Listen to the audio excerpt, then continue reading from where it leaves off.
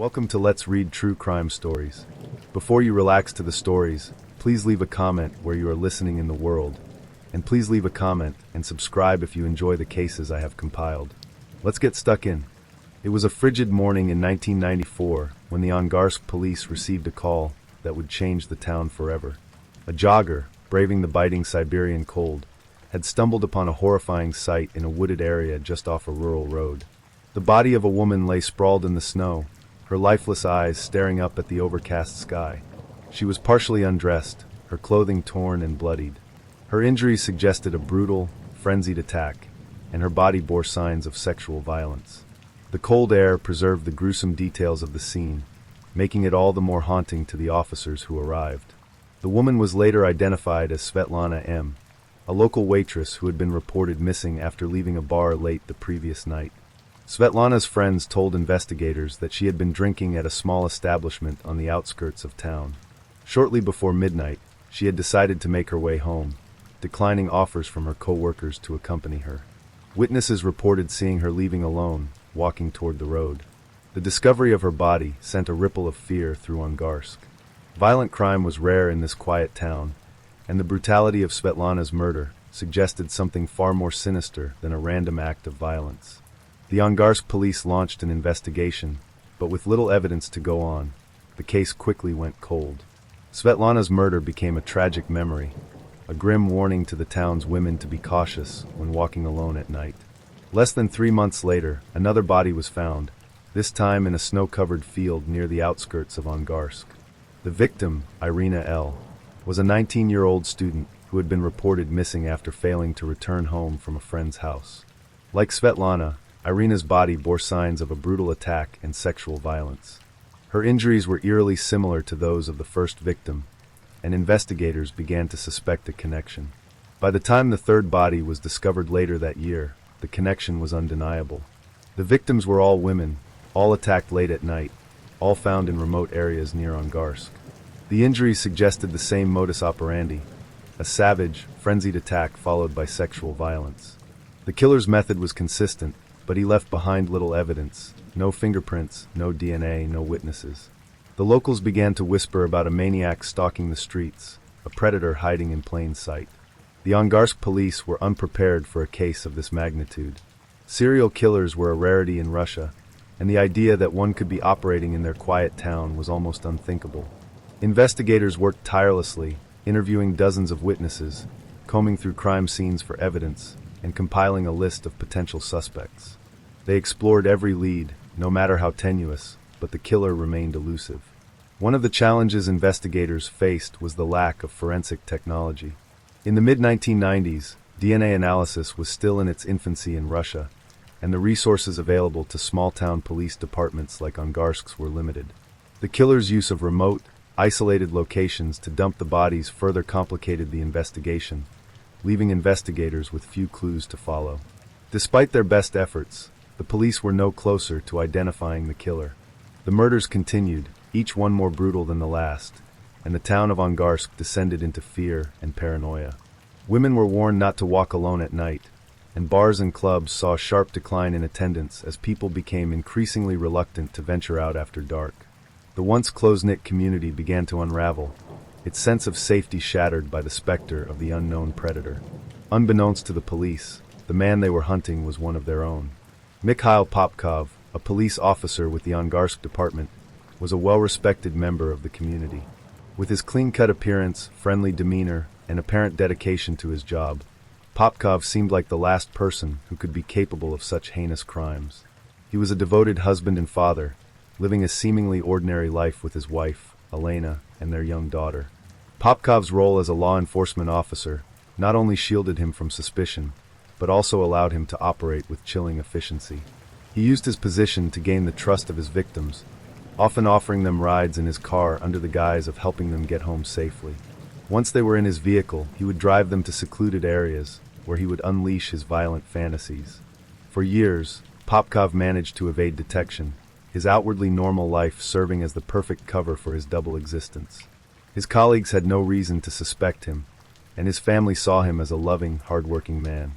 The idea that Mikhail Popkov could be the Angarsk maniac was beyond comprehension. As the years passed, the body count continued to rise. By the late 1990s, more than a dozen women had been found murdered in and around Angarsk. The killer's method remained consistent, but his confidence seemed to grow with each new victim. The attacks became more brazen, the bodies left in locations that were increasingly closer to populated areas. It was as if the killer was taunting the police, daring them to catch him. Investigators began to notice a disturbing pattern in the victims. Many of them were women who worked in bars, restaurants, or other service jobs that required late hours. They were often seen leaving their workplaces alone, making them easy targets for someone offering a ride. The killer seemed to have a particular hatred for women he perceived as immoral, a detail that would later provide crucial insight into his motives. Despite the growing body count, the police were no closer to identifying the killer. The lack of forensic evidence and the absence of a clear suspect list left them grasping at straws. The case became a source of frustration and embarrassment for the Angarsk police, who faced mounting pressure from the public and higher authorities to solve the murders. The murders cast a dark shadow over Angarsk, transforming it from a peaceful town into a place of fear and suspicion. The locals began to see danger in every stranger, every shadow, every darkened street. Women carried pepper spray and refused to walk alone, even during the day. Parents warned their daughters to be cautious, to avoid accepting rides from anyone, no matter how trustworthy they seemed. The fear was compounded by the lack of information about the killer. The police, desperate to avoid a panic, released few details about the murders, leaving the public to speculate. Rumors spread like wildfire, each one more terrifying than the last. Some said the killer was a deranged loner, while others believed he was part of a satanic cult. The truth, when it finally emerged, would be far more chilling than anyone could have imagined. While the town of Angarsk lived in fear, Mikhail Popkov continued to live his double life. By day, he was an upstanding police officer, patrolling the streets, investigating crimes, and earning the trust of his community. By night, he was a predator, stalking his next victim, driven by a dark compulsion that he could not, or would not, control. Popkov's ability to maintain this dual existence was a testament to his cunning and manipulation. He knew how to blend in, how to deflect suspicion, how to exploit the trust that others placed in him. Even his wife, Elena, had no idea of the horrors her husband was committing. To her, he was a loving partner, a devoted father, a man who would do anything for his family. But beneath the surface, Popkov was a man consumed by rage and hatred. His murders were not random acts of violence, but deliberate, calculated acts of revenge against women he saw as unworthy, immoral, or undeserving of life. He saw himself as a moral enforcer, dispensing his twisted version of justice in a way that only he could understand. By the early 2000s, the Angarsk maniac had claimed more than 20 victims, and the police were no closer to catching him. But the tide was beginning to turn. Advances in forensic technology, particularly DNA analysis, were beginning to revolutionize criminal investigations, providing investigators with tools that had been unavailable in the early years of the case. Unbeknownst to Popkov, the evidence he had left behind at various crime scenes would soon come back to haunt him. The killer who had operated with impunity for so long was about to face the full force of modern forensic science, a force that would finally bring his reign of terror to an end. By the early 2000s, the murders attributed to the elusive Angarsk maniac had reached a horrifying scale. Women continued to go missing, their bodies discovered days, weeks, or even months later in frozen woods, abandoned fields, or desolate stretches of road, their remains bearing the hallmarks of the same brutal killer. Despite years of investigation, the Angarsk police were still chasing shadows. The killer's methods, his ability to erase evidence, his careful selection of victims, and his familiarity with the town's layout, allowed him to stay ahead of law enforcement. But what no one knew, not even Mikhail Popkov himself, was that the walls were slowly beginning to close in. Advances in forensic technology, combined with the dogged persistence of a new generation of investigators, would eventually break the case wide open. The predator who had haunted Angarsk for nearly 2 decades would soon find himself exposed, his carefully constructed facade of normalcy shattered. For the people of Angarsk, the fear was palpable. Women lived their lives under a constant cloud of suspicion and paranoia, avoiding the streets after dark and traveling in groups whenever possible. Parents issued stern warnings to their daughters. Don't trust anyone, not even a friendly face. Bars and clubs that once buzzed with life became eerily quiet, their patrons too afraid to venture out into the cold Siberian nights. The rumors about the maniac continued to swirl, each one more outlandish than the last. Was he a drifter? A local businessman? A member of a satanic cult? Some whispered that he might even be someone in law enforcement, a chilling thought that many dismissed as too far-fetched to be true. After all, who could imagine that the very person tasked with protecting the people of Angarsk could be the one terrorizing them? The police, for their part, were under immense pressure. With no suspect in sight, local authorities faced mounting criticism from both the public and their superiors. The murders had become a national embarrassment, a black mark on the reputation of Siberian law enforcement. Investigators knew they were dealing with a killer who was not only cunning, but also deeply familiar with police tactics. Someone who seemed to anticipate their every move.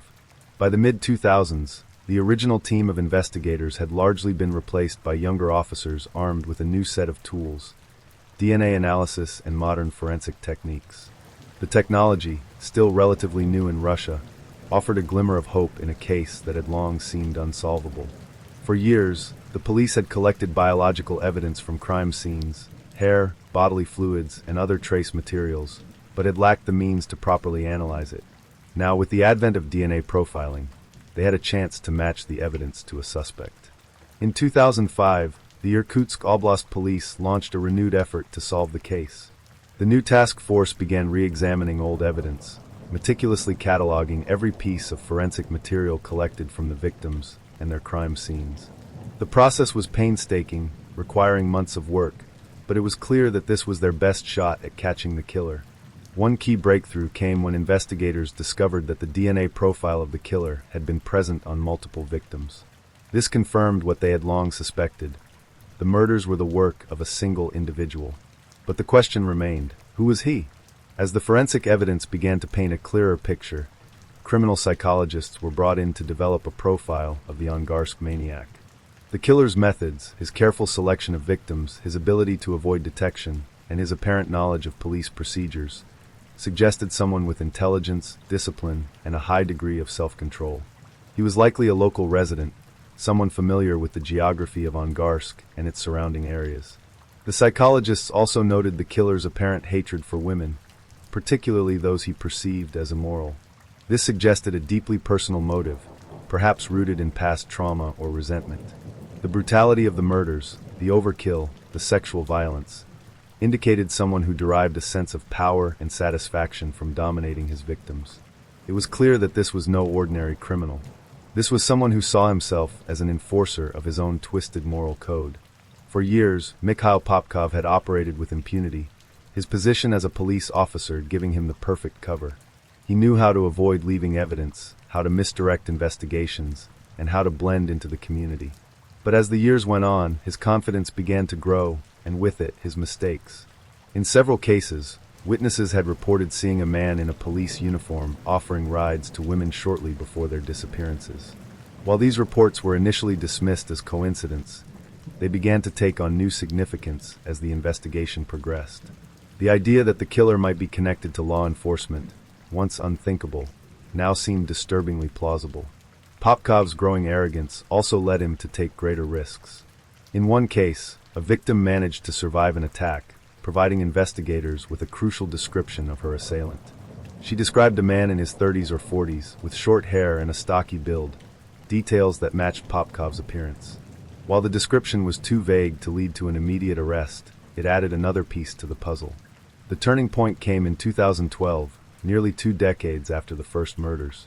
By this time, the task force had compiled a comprehensive database of DNA profiles from crime scenes across the region.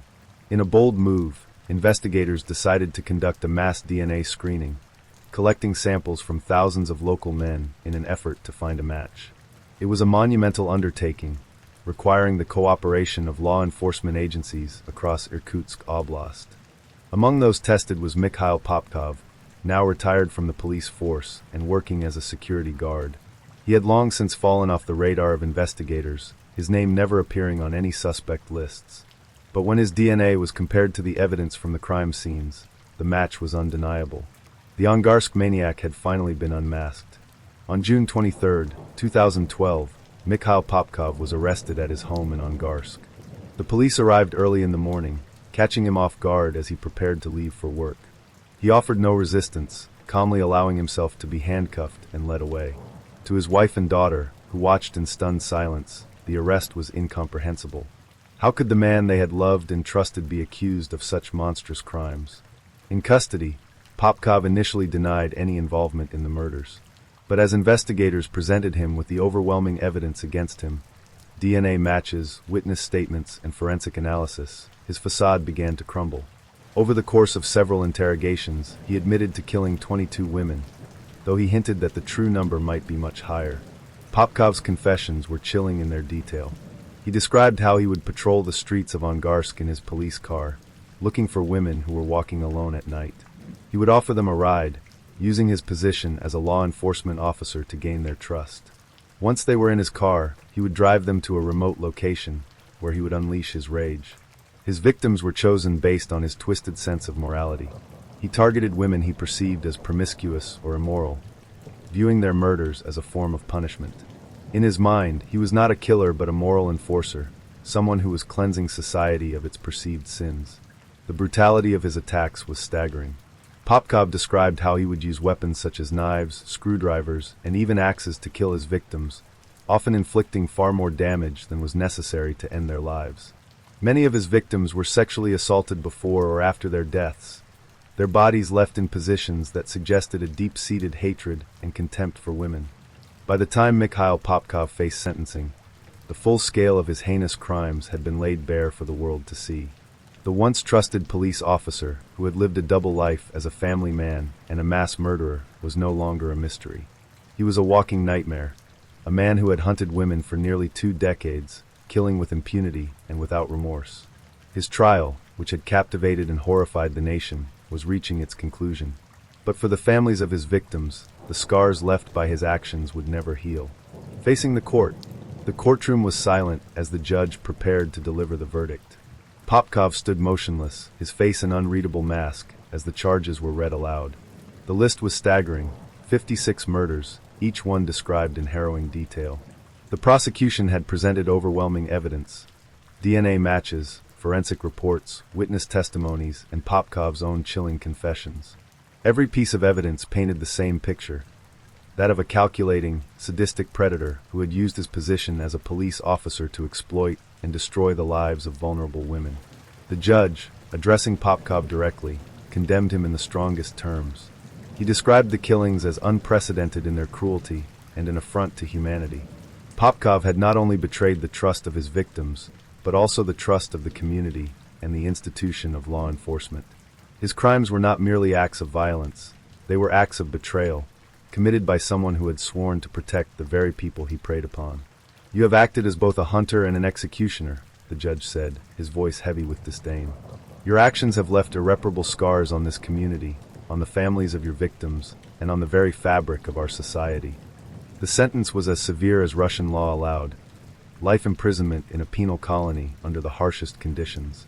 Popkov would spend the rest of his life in isolation, cut off from the world he had terrorized. For many, it was a fitting end for a man who had caused so much pain and destruction. The sentencing brought some semblance of closure to the families of Popkov's victims, but it could never erase the pain of their loss. Throughout the trial, many of them had sat in the courtroom, their faces etched with grief and anger as they listened to the horrifying details of their loved ones' final moments. Some broke down in tears as the verdict was read, while others stared silently ahead, their emotions too overwhelming to express. For these families, the trial had been a double-edged sword. On one hand, it had finally brought answers to questions that had haunted them for years. On the other, it had forced them to confront the brutal reality of what had happened to their loved ones. Many spoke of the deep sense of betrayal they felt, not just toward Popkov, but toward the system that had allowed him to operate for so long. "Where were the police when we needed them?" one mother asked outside the courtroom, her voice trembling with anger. How could they not have known it was one of their own? The sentiment was shared by many in Angarsk. While the conviction of Popkov was a victory for justice, it also highlighted the failures of law enforcement, whose inability to identify the killer had allowed him to continue his reign of terror for nearly 2 decades. In the weeks following his sentencing, Popkov made a chilling revelation. During an interview with investigators, He casually confessed to killing an additional 20 women, bringing his total number of victims to 78. The confession sent shockwaves through the investigative team, who had already believed they had uncovered the full scope of his crimes. Popkov's demeanor during the confession was as unsettling as ever. He spoke with the same calm, detached tone he had used throughout his trial, showing no signs of remorse or regret. To him, the additional murders were simply more entries on a long list, a continuation of the twisted mission he believed he had been carrying out. "I've always been honest with you," he told investigators, as if his willingness to confess somehow absolved him of responsibility. "I have nothing to hide." The new confessions forced investigators to reopen several cold cases, many of which had remained unsolved for years. Popkov led police to the locations of some of the additional victims, their remains still lying in the remote, frozen landscapes where he had left them. Each new discovery brought fresh waves of grief and anger to the families of the victims, who had hoped that the nightmare was finally over. Following his sentencing, Popkov was transferred to a maximum security penal colony in Siberia, known colloquially as the Black Dolphin. Located near the border with Kazakhstan, the Black Dolphin is one of Russia's most notorious prisons, housing the country's most dangerous and violent criminals, including serial killers, terrorists, and mass murderers. Life at the Black Dolphin is harsh and unforgiving. Inmates are kept under constant surveillance, with guards monitoring their every move. They spend 23 hours a day in their cells, which are outfitted with steel doors and bars, ensuring that no prisoner ever comes into contact with another. Even during their 1 hour of daily exercise, inmates are confined to small, cage-like enclosures, where they are watched by armed guards. For Popkov, the transition from life as a free man to life in the Black Dolphin was stark. The man who had once roamed the streets of Angarsk, blending seamlessly into society, was now confined to a cell measuring just a few square meters. His every move was dictated by the guards, his every word monitored. The isolation was total, the punishment severe. The case of Mikhail Popkov left an indelible mark on Angarsk and Russia as a whole. For the people of Angarsk, the scars ran deep. The discovery that one of their own, a respected police officer, had been responsible for such unimaginable atrocities shattered their sense of trust and safety. It was a betrayal that would linger for years, casting a dark shadow over the town. The police station in Guayaquil, Ecuador, was typically quiet on Sunday mornings. Officers sipped their coffee in the early hours, preparing for another day of routine patrols and minor disturbances. But on this particular morning in February 1986, the silence was shattered by a phone call that would unravel a nightmare beyond comprehension. The officer on duty answered the phone, his voice brisk but calm. On the other end was a fisherman, his voice trembling with a mixture of fear and urgency. "There's someone you need to see. Near the mangroves. It's a young girl. She's dead. The way she's been left." The man's voice cracked, unable to finish the sentence. The officer pressed for details, but the fisherman could only repeat one thing. "It's not normal. It's evil." Within minutes, a patrol car was dispatched to the scene, a remote area near the mangroves at the edge of the Guayas River. What they found there would mark the beginning of one of the most horrifying investigations in Ecuador's history. The victim was a young girl, barely into her teens. Her body bore the unmistakable signs of a brutal sexual assault, and her throat had been savagely slit. Nearby, officers found a trail of disturbed mud leading deeper into the mangroves, as if the killer had attempted to drag her further into the remote wilderness but abandoned the effort. The crime scene was grotesque, but what truly unnerved the officers was the precision and coldness of the act. Whoever had done this was no ordinary criminal. This was someone who had done it before, and would likely do it again. As the body of the young girl was taken away for examination, whispers began to spread through Guayaquil.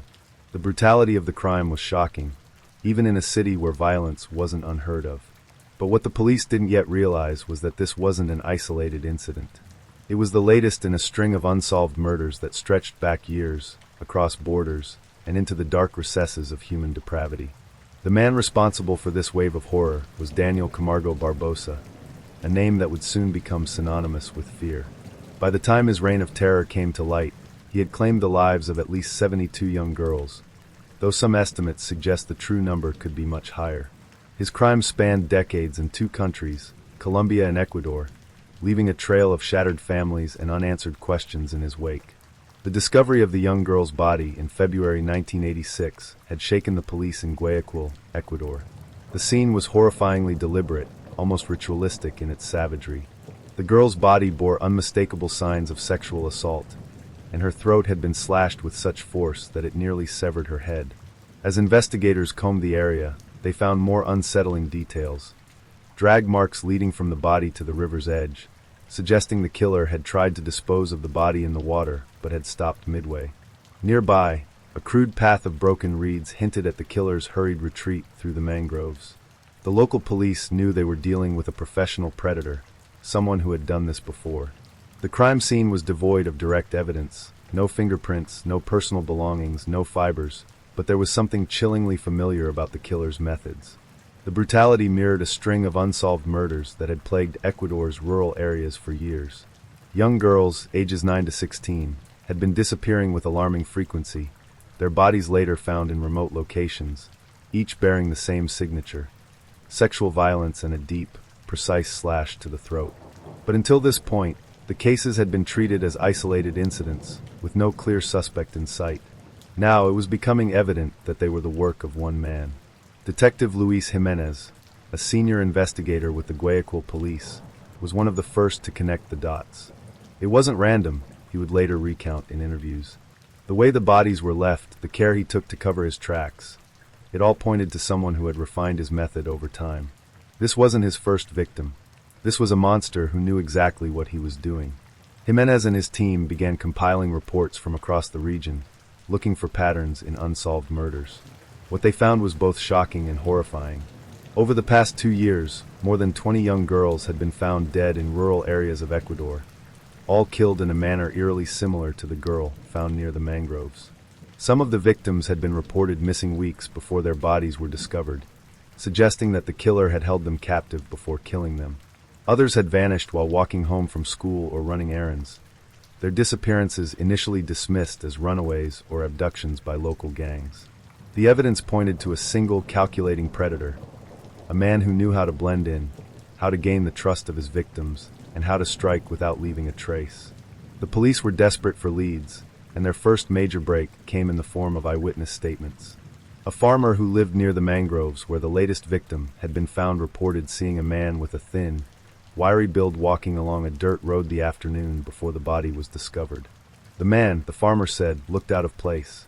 He was clean-shaven and well-dressed, wearing a button-down shirt and slacks, unusual attire for someone in the rural outskirts of Guayaquil. He didn't look like he belonged there, the farmer told police. But he wasn't in a rush. He walked slowly, like he was looking for something. Another witness, a shopkeeper in a nearby village, came forward with a similar account.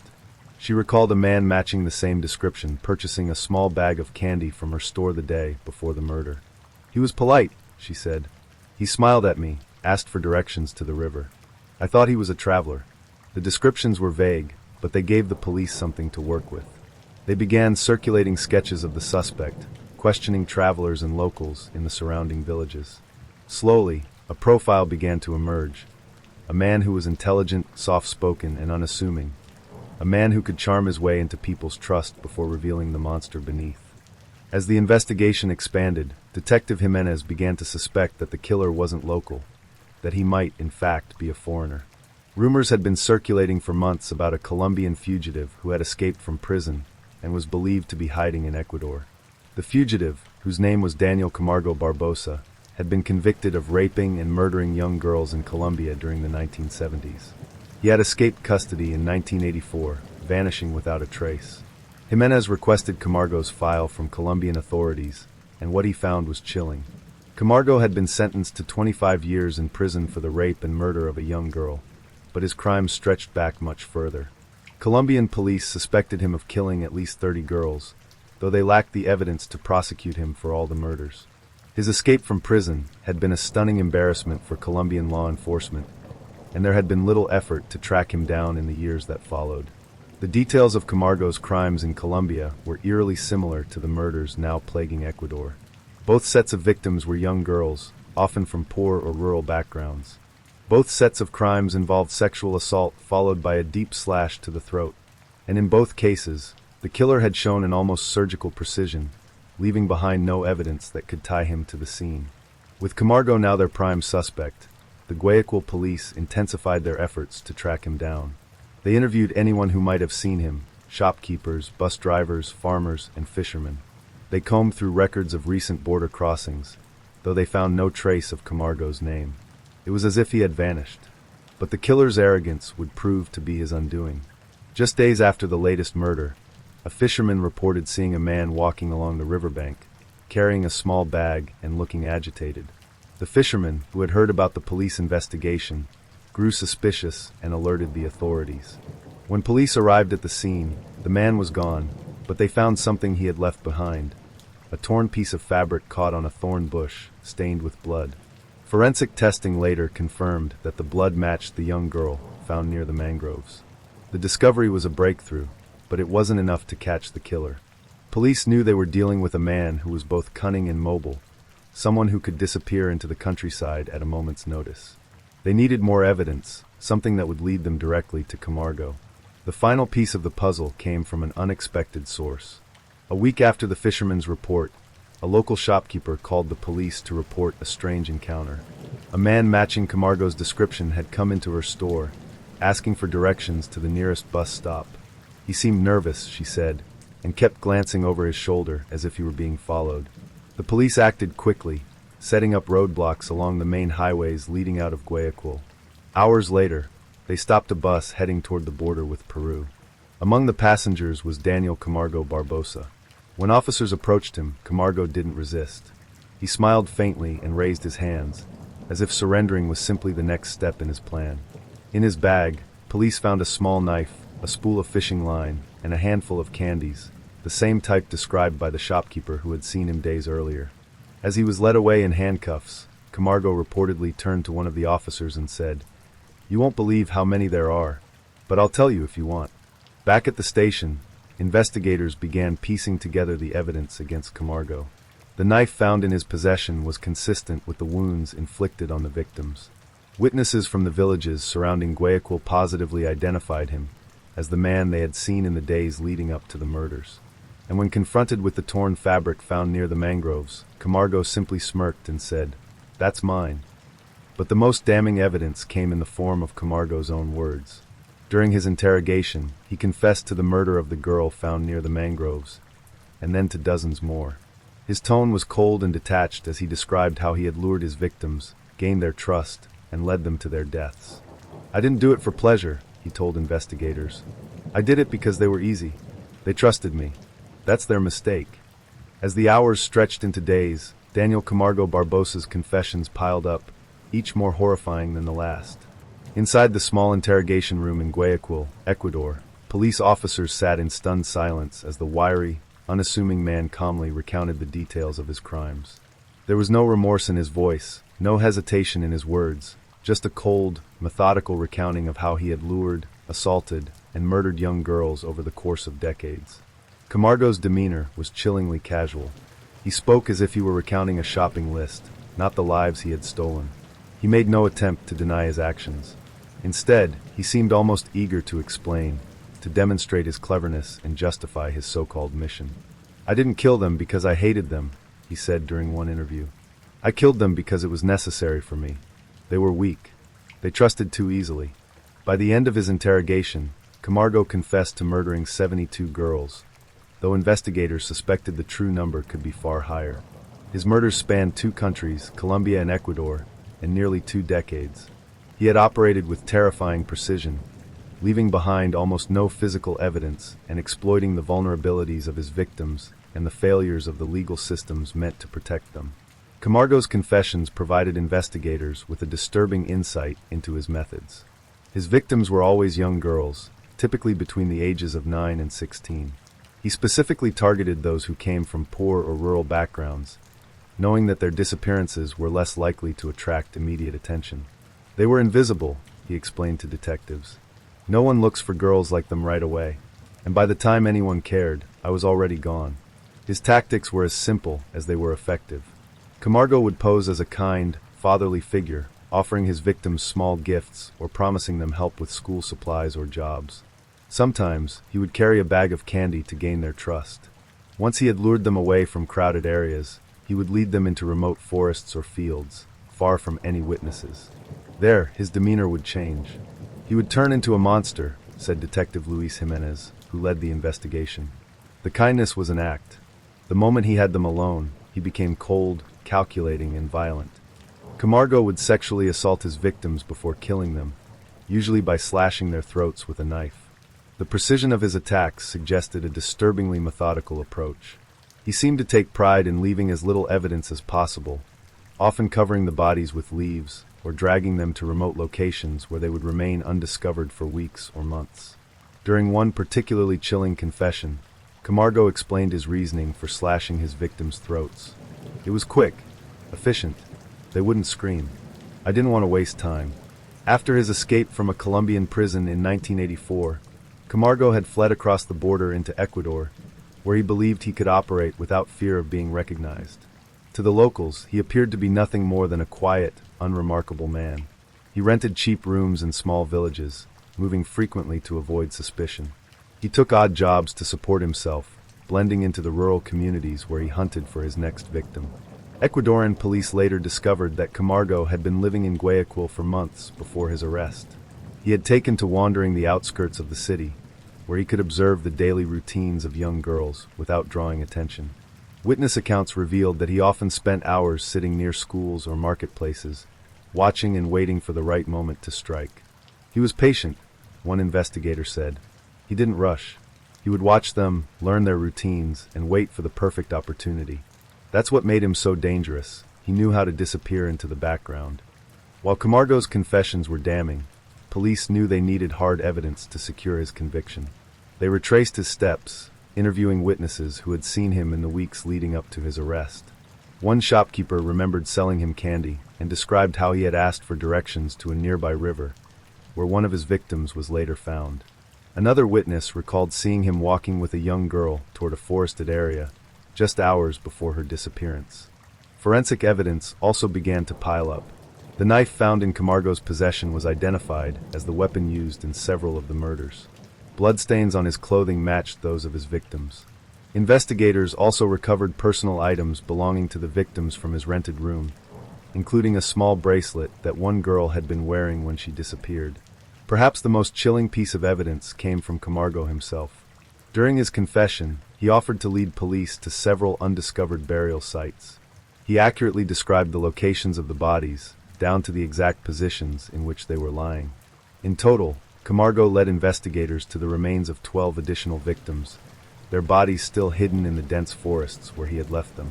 As Camargo continued to speak, it became clear that he viewed himself not as a monster, but as a man carrying out some twisted moral crusade. He blamed his hatred of women on his traumatic childhood, specifically on his abusive stepmother. "She humiliated me," he said. "She made me feel weak. Women have always tried to control me, to manipulate me." Camargo claimed that his crimes were a form of retaliation, a way of reclaiming the power he believed women had stolen from him. "They were all the same," he said of his victims. "They were liars. They pretended to be innocent, but they weren't. I was teaching them a lesson." Psychologists who later examined Camargo described him as a textbook psychopath, intelligent, manipulative, and utterly devoid of empathy. His ability to charm his victims and gain their trust, combined with his complete lack of remorse, made him one of the most dangerous killers they had ever encountered. As his interrogation drew to a close, Camargo made a chilling boast. "You think you've caught me," he told the detectives, "but you don't know how many there really are. I stopped counting after 50. When pressed for more details, he refused to elaborate, leaving investigators to wonder just how many lives he had truly taken. The official count would stand at 72 confirmed victims, but many believe the real number could be closer to 150. For the families of his victims, the uncertainty was yet another cruel wound, one more unanswered question in a case that had already shattered so many lives. The trial of Daniel Camargo Barbosa in 1986 was one of the most highly publicized and emotionally charged events in Ecuadorian history. By the time Camargo was brought before the court, the full scope of his crimes had been laid bare. His calm, unrepentant demeanor during his confessions had horrified investigators, but it was his chilling, detailed accounts of how he lured, tortured, and killed young girls that left the public outraged. The trial was not just about delivering justice. It was about confronting the depths of human depravity and the failures that had allowed a predator like Camargo to operate for decades. The courtroom in Guayaquil was packed on the first day of the trial.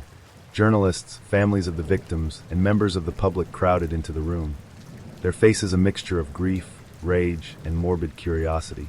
Camargo, thin and composed, entered the courtroom under heavy guard, his hands shackled in front of him. He wore a simple shirt and slacks, his appearance as unremarkable as ever. But his calm expression, his complete lack of remorse, sent shivers through everyone in attendance. As the charges were read aloud, detailing the murder of 72 young girls and his confessions to countless others, the atmosphere in the room grew tense. Many of the victims' families sobbed openly, clutching photographs of their daughters. Others glared at Camargo, their expressions filled with a sense of helpless rage. One mother, unable to contain her grief, screamed at him from the back of the courtroom. "Why? Why did you do this to our children?" Camargo did not react. The prosecution painted a damning picture of Camargo as a cold, calculating killer who had exploited the trust of vulnerable young girls to satisfy his perverse desires. They presented forensic evidence linking him to the murders, including DNA from his clothing, eyewitness testimony, and the personal belongings of victims found in his possession. But the most damning evidence came from Camargo himself. His confessions, which he had given freely and in excruciating detail, were played for the court. In them, he described each murder with a chilling lack of emotion, even smiling at times as he recounted how he had manipulated his victims. Camargo's defense, arrogance, and justification. Camargo's defense strategy was as shocking as his crimes. He did not deny the murders. In fact, he seemed almost proud of them. Instead, he attempted to justify his actions, blaming his traumatic childhood and his hatred of women for his killing spree. They were weak, he told the court during one of his statements. They trusted too easily, and that's why they died. I didn't choose them, they chose me by being careless. He also blamed his stepmother for his crimes, describing how her abuse had fueled his lifelong resentment toward women. She made me feel powerless, he said. Killing those girls was the only way to take back control. His statements only deepened the public's disgust. To the families of his victims, his attempts to justify his actions were nothing more than an insult. He doesn't deserve to live, one father said outside the courtroom. He's not a man, he's a demon. The families speak out.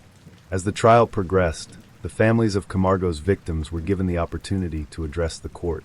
Their testimonies were raw and heartbreaking, painting a vivid picture of the lives that had been stolen. A mother described how her 12-year-old daughter had been lured away from their home with the promise of candy, only to be found weeks later in a shallow grave.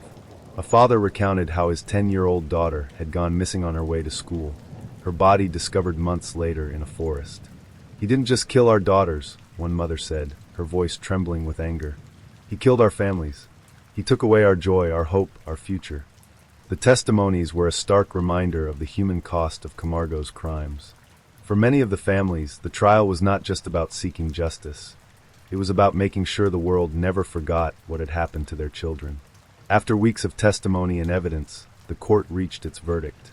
On February 25, 1986, Daniel Camargo Barbosa was found guilty of 72 counts of murder and sentenced to the maximum penalty allowed under Ecuadorian law, 16 years in prison. The relatively light sentence shocked and angered many, but it was a reflection of Ecuador's outdated penal code, which did not allow for life imprisonment or the death penalty at the time. The courtroom erupted in chaos as the sentence was announced.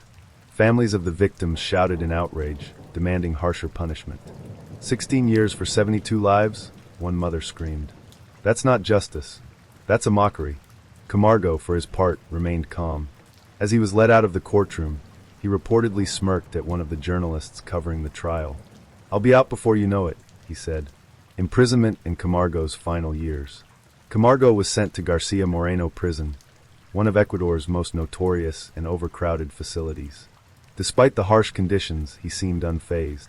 He spent his days reading, writing letters, and talking to other inmates, who were both fascinated and repulsed by his crimes.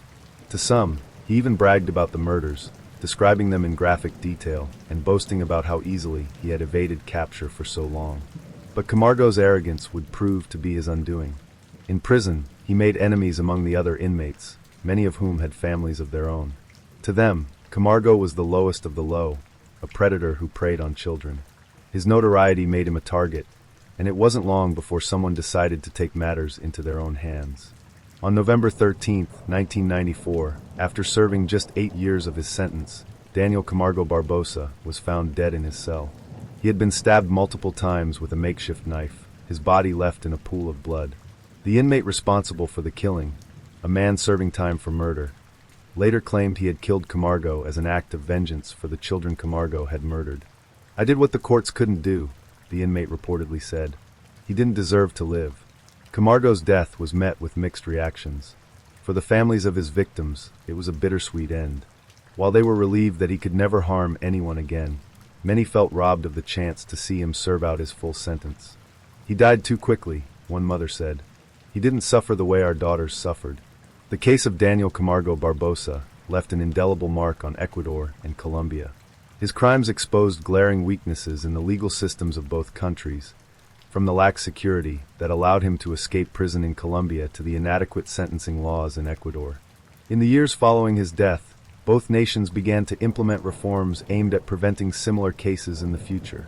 But for the families of Camargo's victims, the scars remain. The loss of their daughters is a pain that time cannot heal, a reminder of the darkness that can hide behind the most unassuming faces. Camargo's name is now synonymous with evil, his story a grim warning of what happens when predators are allowed to slip through the cracks. Javed Iqbal, the monster of Lahore. Javed Iqbal Mughal, a man whose name is etched in the darkest chapters of Pakistan's history, committed crimes so heinous that they shocked not just the nation but the entire world. Known as one of the most prolific serial killers in modern history, Iqbal confessed to killing 100 young boys between 1998 and 1999 in Lahore, Pakistan. His crimes were not acts of impulsive rage but carefully orchestrated horrors, carried out with a chilling level of calculation and precision. The tale of Javed Iqbal is not just a story of a man's descent into evil, but also a reflection of societal failures, systemic neglect, and the vulnerabilities of a marginalized population. This detailed narrative will take you through the chilling life of Javed Iqbal, his horrifying crimes, the police investigation that uncovered his deeds, and the judicial proceedings that attempted to bring justice to his victims. It's a story of unimaginable cruelty and the pursuit of accountability in a society that was both shocked and horrified by the crimes committed by one of its own. Javed Iqbal Mughal was born in 1956 in Lahore, Pakistan, into a family that was considered relatively well off. His father, a successful businessman, provided his children with a comfortable, if not privileged, upbringing. Javed was one of 8 siblings, and by most accounts, his early years were unremarkable.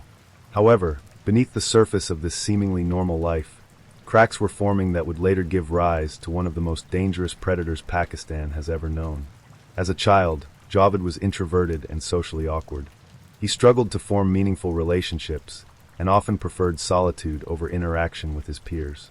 Teachers described him as intelligent but unmotivated, a boy who seemed to lack direction or ambition. His family, though financially stable, was riddled with dysfunction. His father was a strict authoritarian figure, and Javed's relationship with him was strained at best.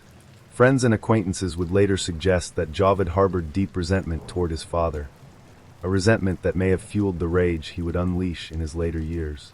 In his teenage years, Javed began to exhibit troubling behavior.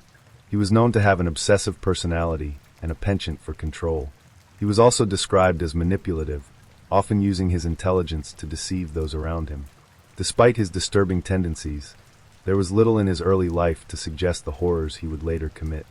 However, the seeds of his monstrous future were already being sown. As Javed entered adulthood, he became increasingly withdrawn. After the death of his father, he inherited a significant amount of money, which allowed him to live independently. He moved to a modest home in Lahore, where he lived alone, cut off from his family and the world around him. This isolation became the breeding ground for his dark fantasies.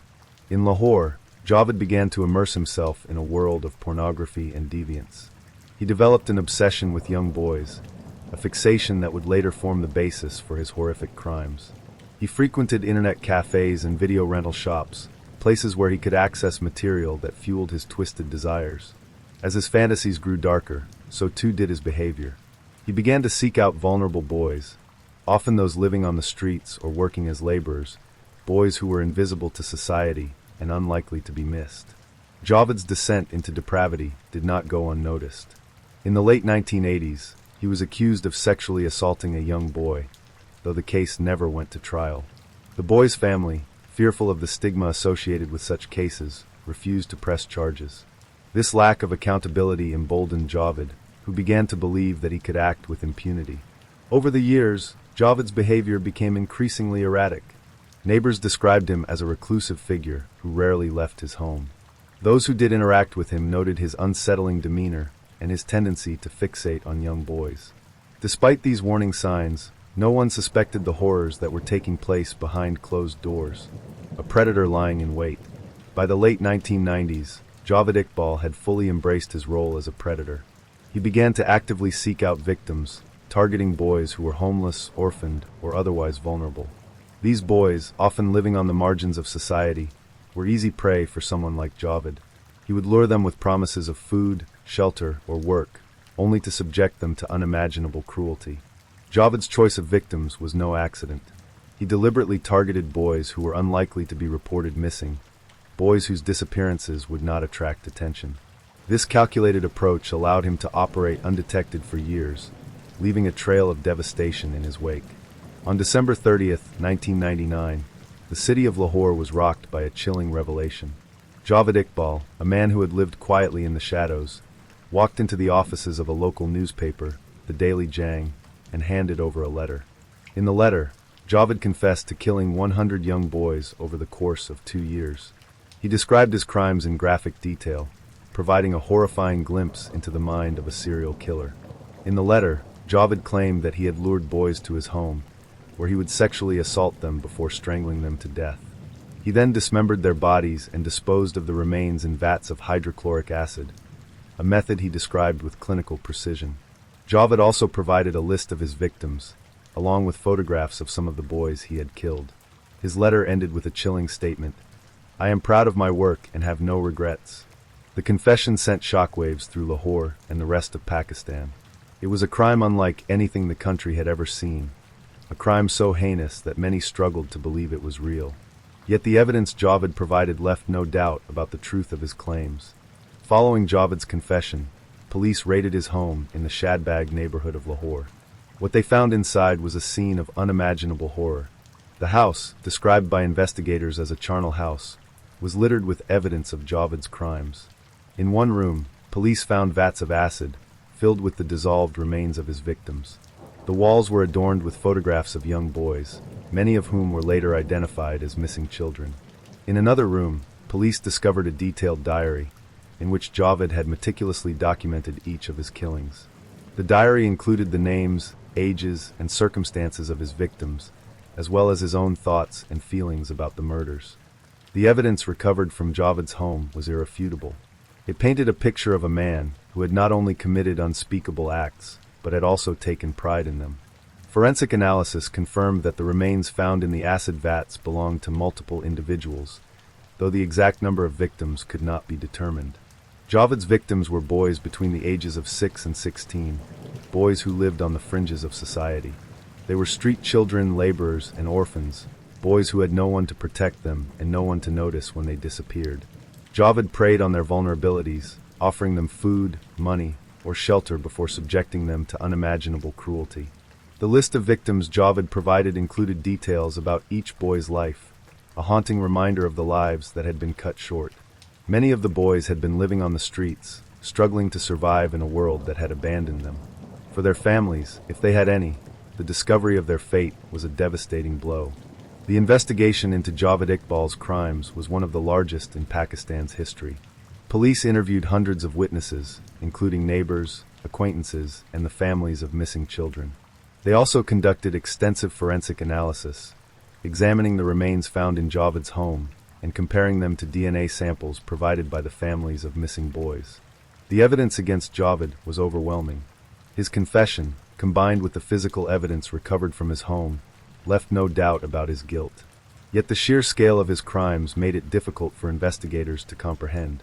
How had one man been able to commit such atrocities without arousing suspicion? And why had so many boys gone missing without anyone noticing?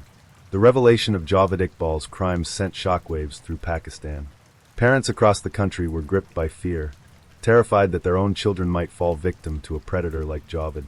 The case also sparked a national conversation about the vulnerabilities of street children and the systemic failures that had allowed Javed to operate undetected for so long. For the families of Javed's victims, the discovery of his crimes brought a mix of relief and devastation. Relief that the man responsible for their children's disappearances had been caught, but devastation at the knowledge of what their children had endured. The shocking confession of Javed Iqbal, delivered to the offices of the Daily Jang, left Pakistan reeling. A man had openly admitted to murdering 100 children, dissolving their remains in acid, and documenting his crimes with a cold, calculating precision. But while the country was still coming to terms with the magnitude of his atrocities, Javed Iqbal himself had vanished. His confession was not an act of surrender. It was a taunt, a bold declaration that he had outwitted society, law enforcement, and humanity itself. Now the monster was on the loose. Iqbal's letter, addressed to both the police and the press, was the first indication of his twisted mindset. Written in meticulous Urdu, the letter began with a chilling admission. I have killed 100 children. If the police or society can find their remains, they will see the truth of my words. I did this because I wanted to punish myself and the world for the injustice I suffered. But the letter did not stop at a mere confession.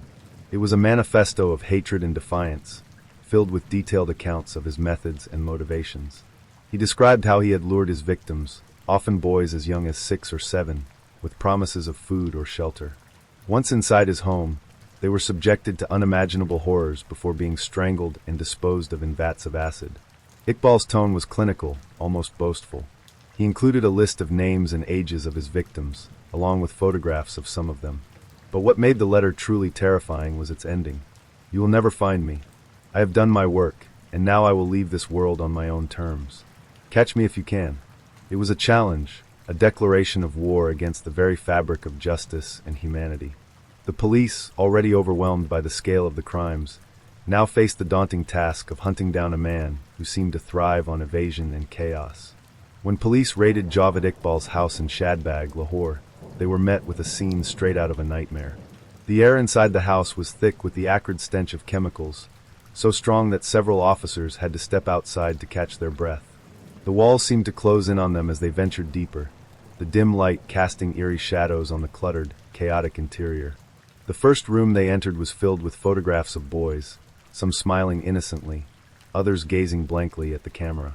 The photographs were pinned to the walls, arranged with a precision that made the scene even more unsettling. Beneath the photos, officers found stacks of clothes, shoes, and belongings, mementos of the lives that had been snuffed out within these walls. In the next room, they discovered the vats, large, industrial-sized drums filled with a murky, yellowish liquid that emitted an overpowering chemical odor. Floating in the liquid were fragments of human remains, bone, flesh, and hair that the acid had not yet completely dissolved. The sight was so grotesque that some officers vomited on the spot. Near the vats, they found a meticulously kept diary, its pages filled with detailed accounts of each murder. Iqbal had written about his victims, describing their appearances, their final moments, and even his own emotions as he carried out the killings. The diary was a window into his twisted mind, a mind that seemed to revel in the pain and suffering of others. The house was not just a crime scene. It was a shrine to Iqbal's depravity. Every detail, from the photographs to the meticulously kept records, spoke of a man who had turned murder into an obsession, a ritual that he carried out with chilling precision. Despite his chilling confession, Javed Iqbal was nowhere to be found. The police launched an intensive manhunt, scouring Lahore and surrounding areas for any sign of him. They raided his known haunts, internet cafes, video rental shops, and the parks where he often preyed on vulnerable boys, but he seemed to have vanished without a trace. Iqbal's ability to disappear so effectively was a testament to his cunning. He had spent years living in the shadows, honing his skills as a predator and a manipulator. He knew how to blend in, how to avoid suspicion, and how to exploit the weaknesses of those around him.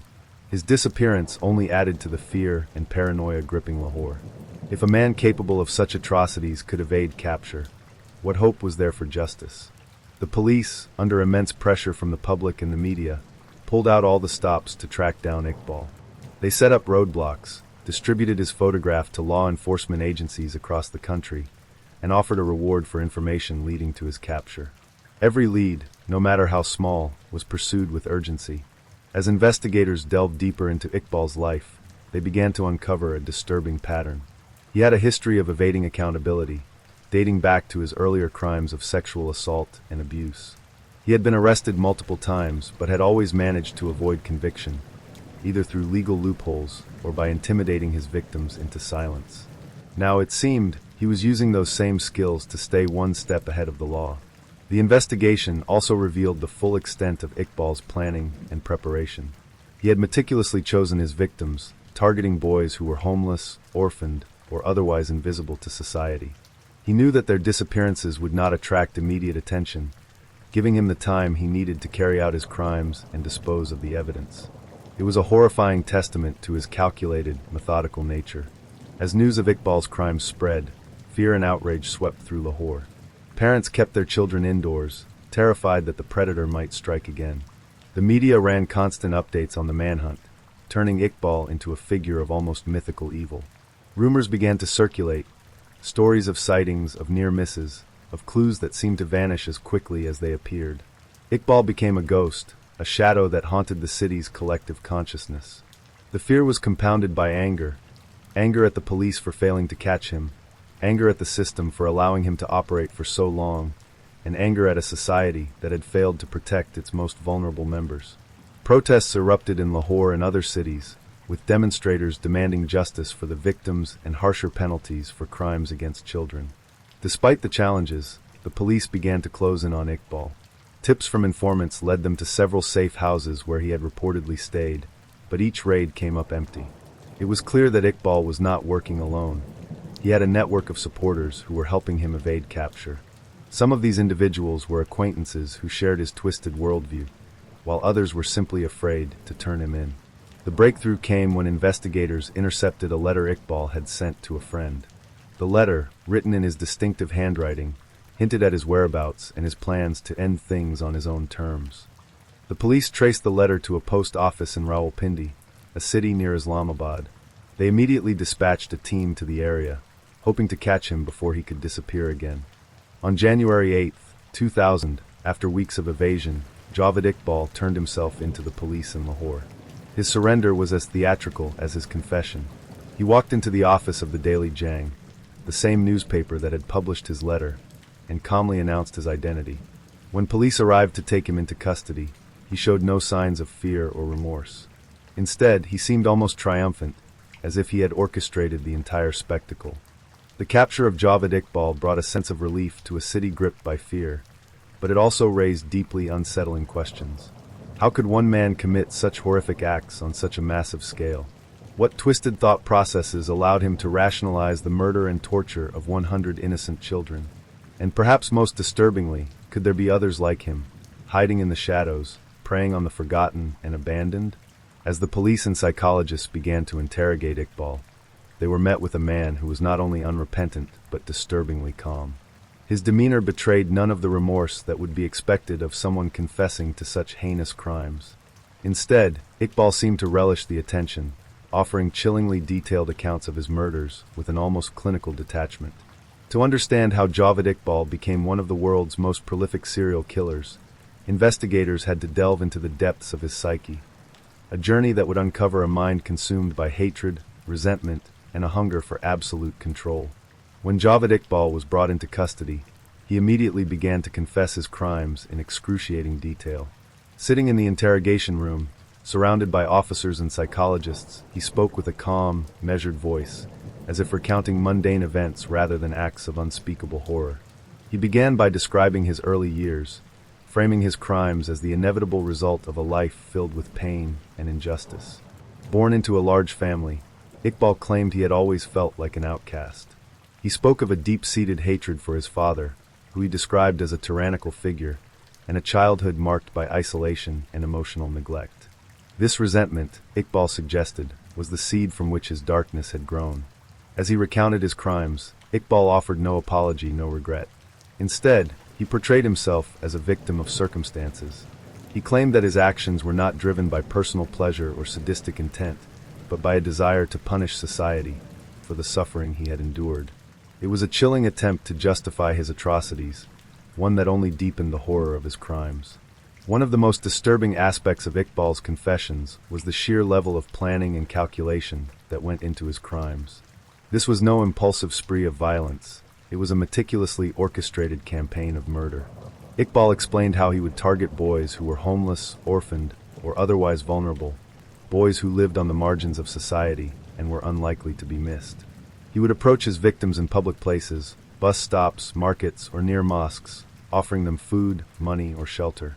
Once he had gained their trust, he would bring them back to his home in Shadbag, where the nightmare would begin. According to Iqbal, his method was always the same. He would strangle his victims with a length of rope, watching as the life drained from their eyes, before disposing of their bodies in vats of acid. But Iqbal did not stop there. He kept detailed records of each murder, writing about the boys in his diary, and taking photographs of them both before and after their deaths. Forensic investigators later uncovered hundreds of these photographs, each one a haunting testament to the lives he had destroyed.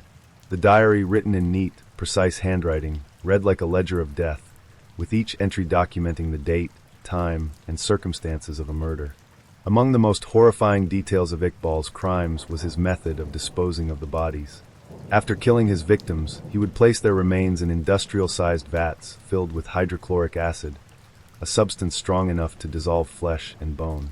The process, he explained, was not only efficient but also symbolic, a way of erasing the boys from existence, leaving behind no trace of their lives or their suffering. Iqbal claimed to have chosen this method because it allowed him to avoid detection. By dissolving the bodies, he ensured that there would be no evidence to link him to the murders. But there was also a darker, more sinister reason. Iqbal described the act of dissolving the bodies as cathartic, a ritual that gave him a sense of power and control. It was not enough for him to kill his victims. He needed to annihilate them completely, to assert his dominance over their very existence. As psychologists and criminologists analyzed Javed Iqbal, they were confronted with a mind unlike any they had encountered before. Iqbal exhibited many of the traits associated with psychopathy: a lack of empathy, an inflated sense of self-worth, and a tendency to manipulate and deceive others. But there was also something uniquely disturbing about his case, a deep, almost pathological hatred of society that seemed to drive his actions. Iqbal described himself as a man who had been wronged by the world, someone who had been rejected and humiliated at every turn. He spoke bitterly of his failed relationships, his struggles with impotence, and his inability to form meaningful connections with others. This bitterness, combined with his obsessive personality, created a perfect storm of resentment and rage.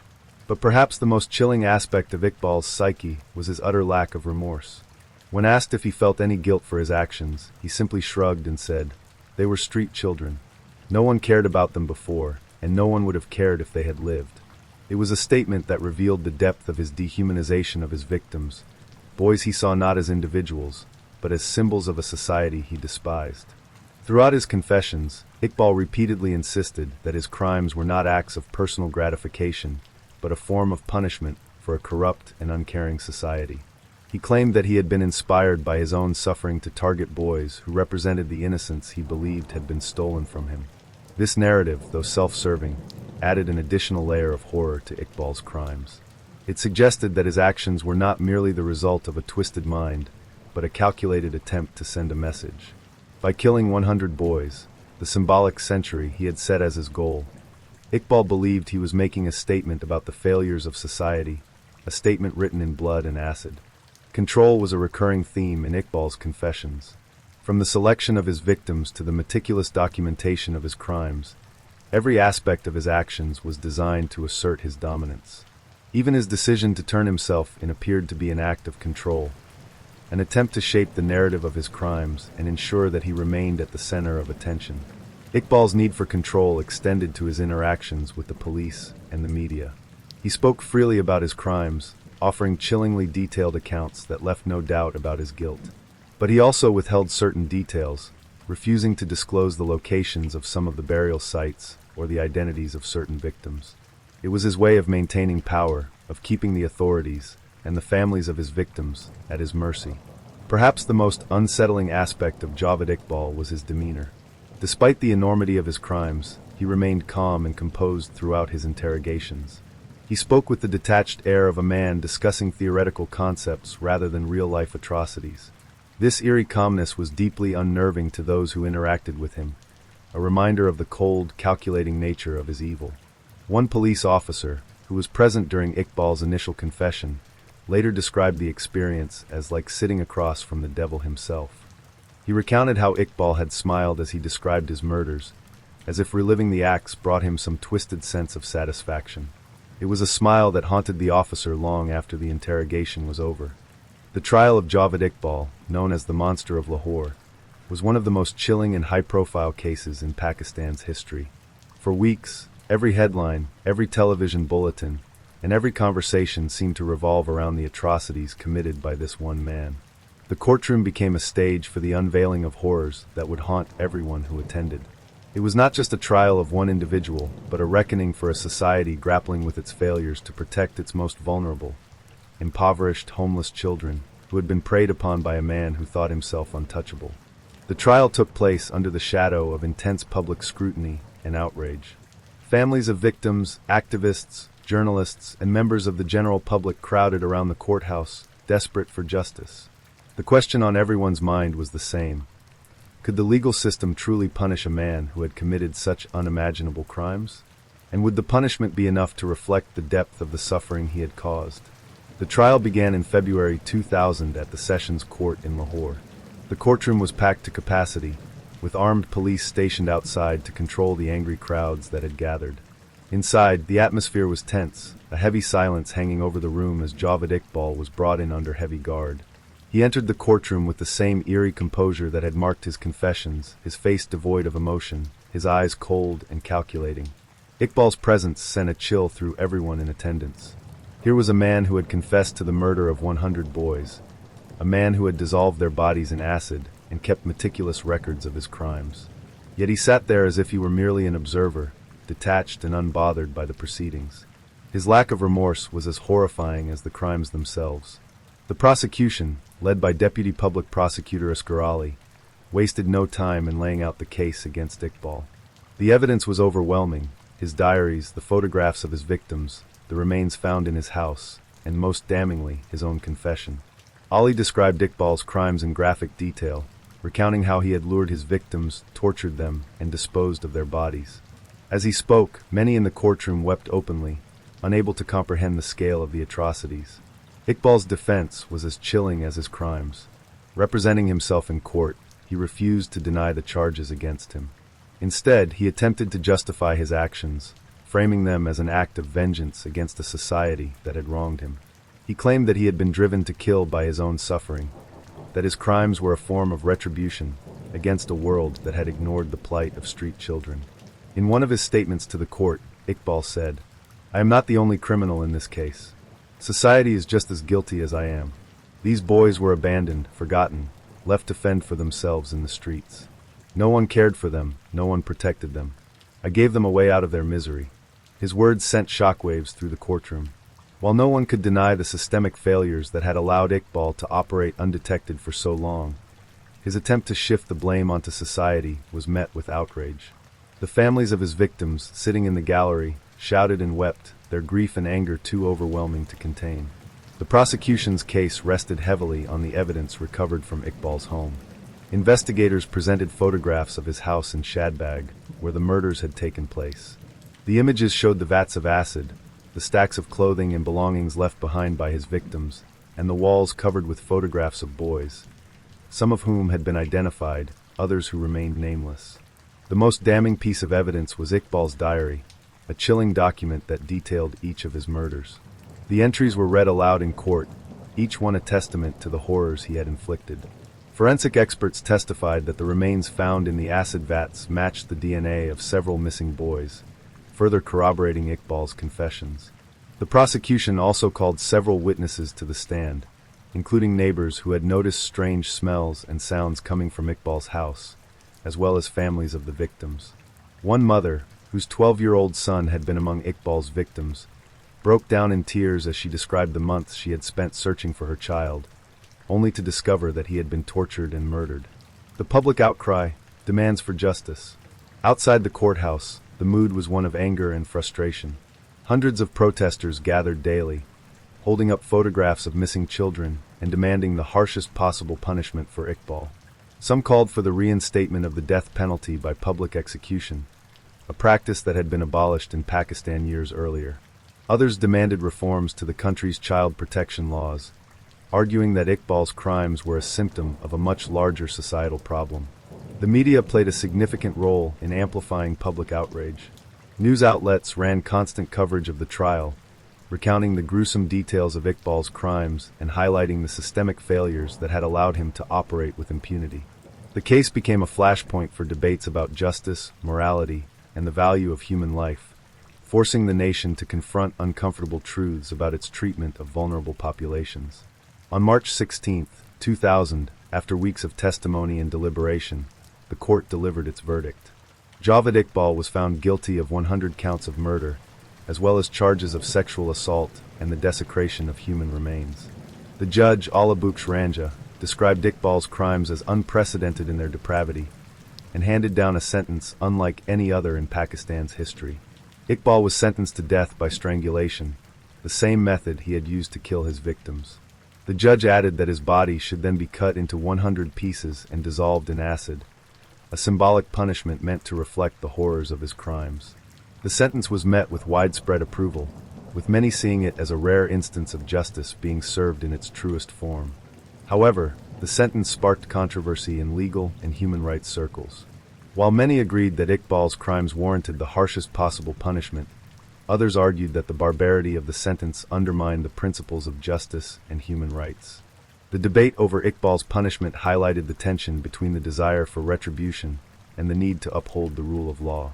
Before his sentence could be carried out, Javed Iqbal was found dead in his prison cell on October 8, 2001.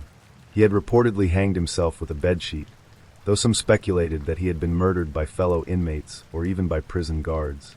His death brought an abrupt end to a case that had gripped the nation, leaving many questions unanswered. For the families of his victims, Iqbal's death was a hollow victory. While it ensured that he could never harm another child, it also denied them the closure of seeing him punished for his crimes. To this day, the case of Javed Iqbal remains one of the most haunting chapters in Pakistan's history, a grim reminder of the darkness that can lurk within the human soul. The phone rang at the police station in Sao Paulo, Brazil, late one humid night in 1973. Officer Carlos Mendez, exhausted from a long shift, sighed and picked up the receiver. The voice on the other end was frantic, panting, and filled with panic. "There's been a murder," the caller stammered. "At the bar, near the old train station. You need to come quickly. The man is still here. He's just sitting there, covered in blood." "What man? Did you see who did it?" Mendez asked, grabbing a pen to jot down the details. "Yes, it's him. He's right here. It's Pedro Rodriguez Filho. He just killed a man in front of everyone." The officer froze. That name was already infamous. Pedro Rodriguez Filho, also known as Padrinho Matador, or Little Peter the Killer, was a name whispered in fear across the region. Even among criminals, he was a legend, a man who killed not for money or power, but for revenge and his own twisted code of justice. "Stay where you are. Don't approach him," Mendez ordered, his voice shaking. "We're sending a team immediately." When officers arrived at the bar moments later, they were greeted by a scene of horror. A man lay sprawled on the floor, his chest a bloody mess, multiple stab wounds marking an execution carried out with brutal precision. And there, sitting calmly at a table, was Pedro Rodriguez Filho, his hands still stained with the victim's blood. He sipped a beer as though nothing had happened, his eyes cold and calculating. "I did it," Pedro said before the officers could ask. "He was a murderer. Someone had to stop him." Pedro Rodriguez Filho was no ordinary criminal. By the time of his arrest at the bar, he had already killed dozens of people. But Pedro wasn't like most serial killers. He had never targeted innocent victims. Instead, his targets were criminals, murderers, drug dealers, rapists, and gang members. To some, he was a vigilante, a dark avenger who brought justice to those the legal system had failed to punish. To others, he was a cold-blooded killer, a man whose thirst for blood knew no bounds. Pedro was born on June 17, 1954, in the rural town of Santa Rita do Sapucaí, Brazil. From the very beginning, his life was marked by violence. His father, a violent and abusive man, beat his mother regularly. Pedro himself was born with a damaged skull, the result of his father kicking his mother in the stomach while she was pregnant with him. As a child, Pedro showed signs of extreme aggression. By the age of 10, he was already fantasizing about killing. But his first murder wasn't driven by impulse, it was driven by revenge. At 14 years old, Pedro committed his first killing after his father, a school guard, was fired for allegedly stealing food. Pedro believed his father had been falsely accused and decided to take matters into his own hands. He tracked down the deputy mayor responsible for his father's firing and shot him dead with a shotgun. Pedro didn't stop there. After killing the deputy mayor, he sought out the man he believed was the real thief, a security guard at the school, and killed him as well. At just 14, Pedro had already killed twice, and he showed no signs of regret. A life of revenge.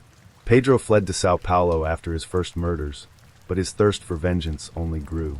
In Sao Paulo, he became involved with the local criminal underworld, but Pedro's moral code set him apart from his peers. He refused to harm innocent people or commit crimes that didn't align with his twisted sense of justice. Instead, he targeted those he believed deserved to die, violent criminals, rapists, and drug dealers who preyed on the weak.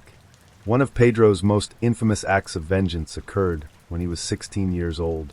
His girlfriend, Maria Aparecida Olympia, was brutally murdered by members of a rival gang. Consumed by rage, Pedro hunted down everyone involved in her death. Over the course of several weeks, he killed 7 people, including the gang leader who had ordered the hit on Maria.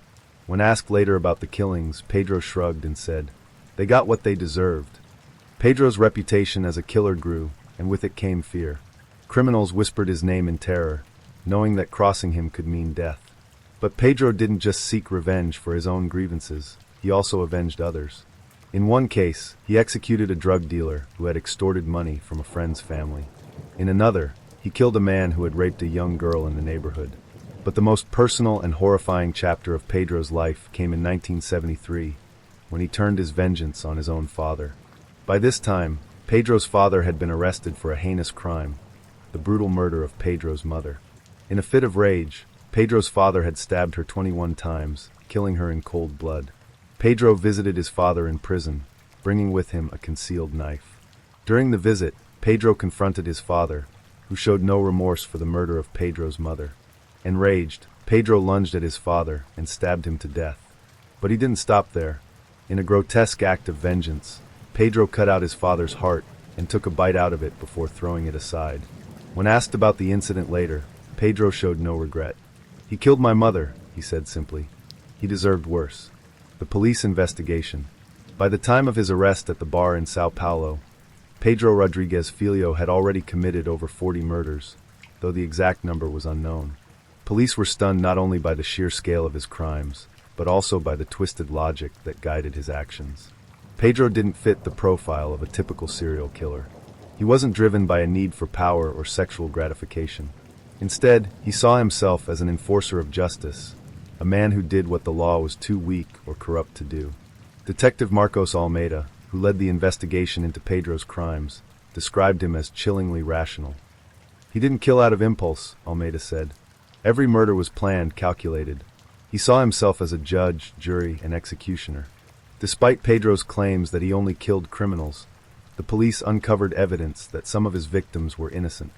In one case, Pedro had mistakenly killed the wrong man, believing him to be a drug dealer. In another, he killed a man simply because the man had insulted him during an argument. These cases painted a more complex and darker picture of Pedro's moral code. Pedro was sentenced to 128 years in prison in 1973, but under Brazilian law, the maximum sentence at the time was 30 years. While in prison, Pedro continued his killing spree, targeting other inmates he considered to be criminals. Over the course of his incarceration, he killed at least 47 fellow prisoners, including rapists, gang members, and even a cellmate who snored too loudly. Pedro's infamy only grew during his time in prison. Despite his violent behavior, he remained calm and articulate during interviews, describing his murders in chilling detail. "I don't regret killing," he said in one interview. "I only regret killing the wrong people." Incredibly, Pedro Rodriguez Filho was released from prison in 2007 after serving 34 years.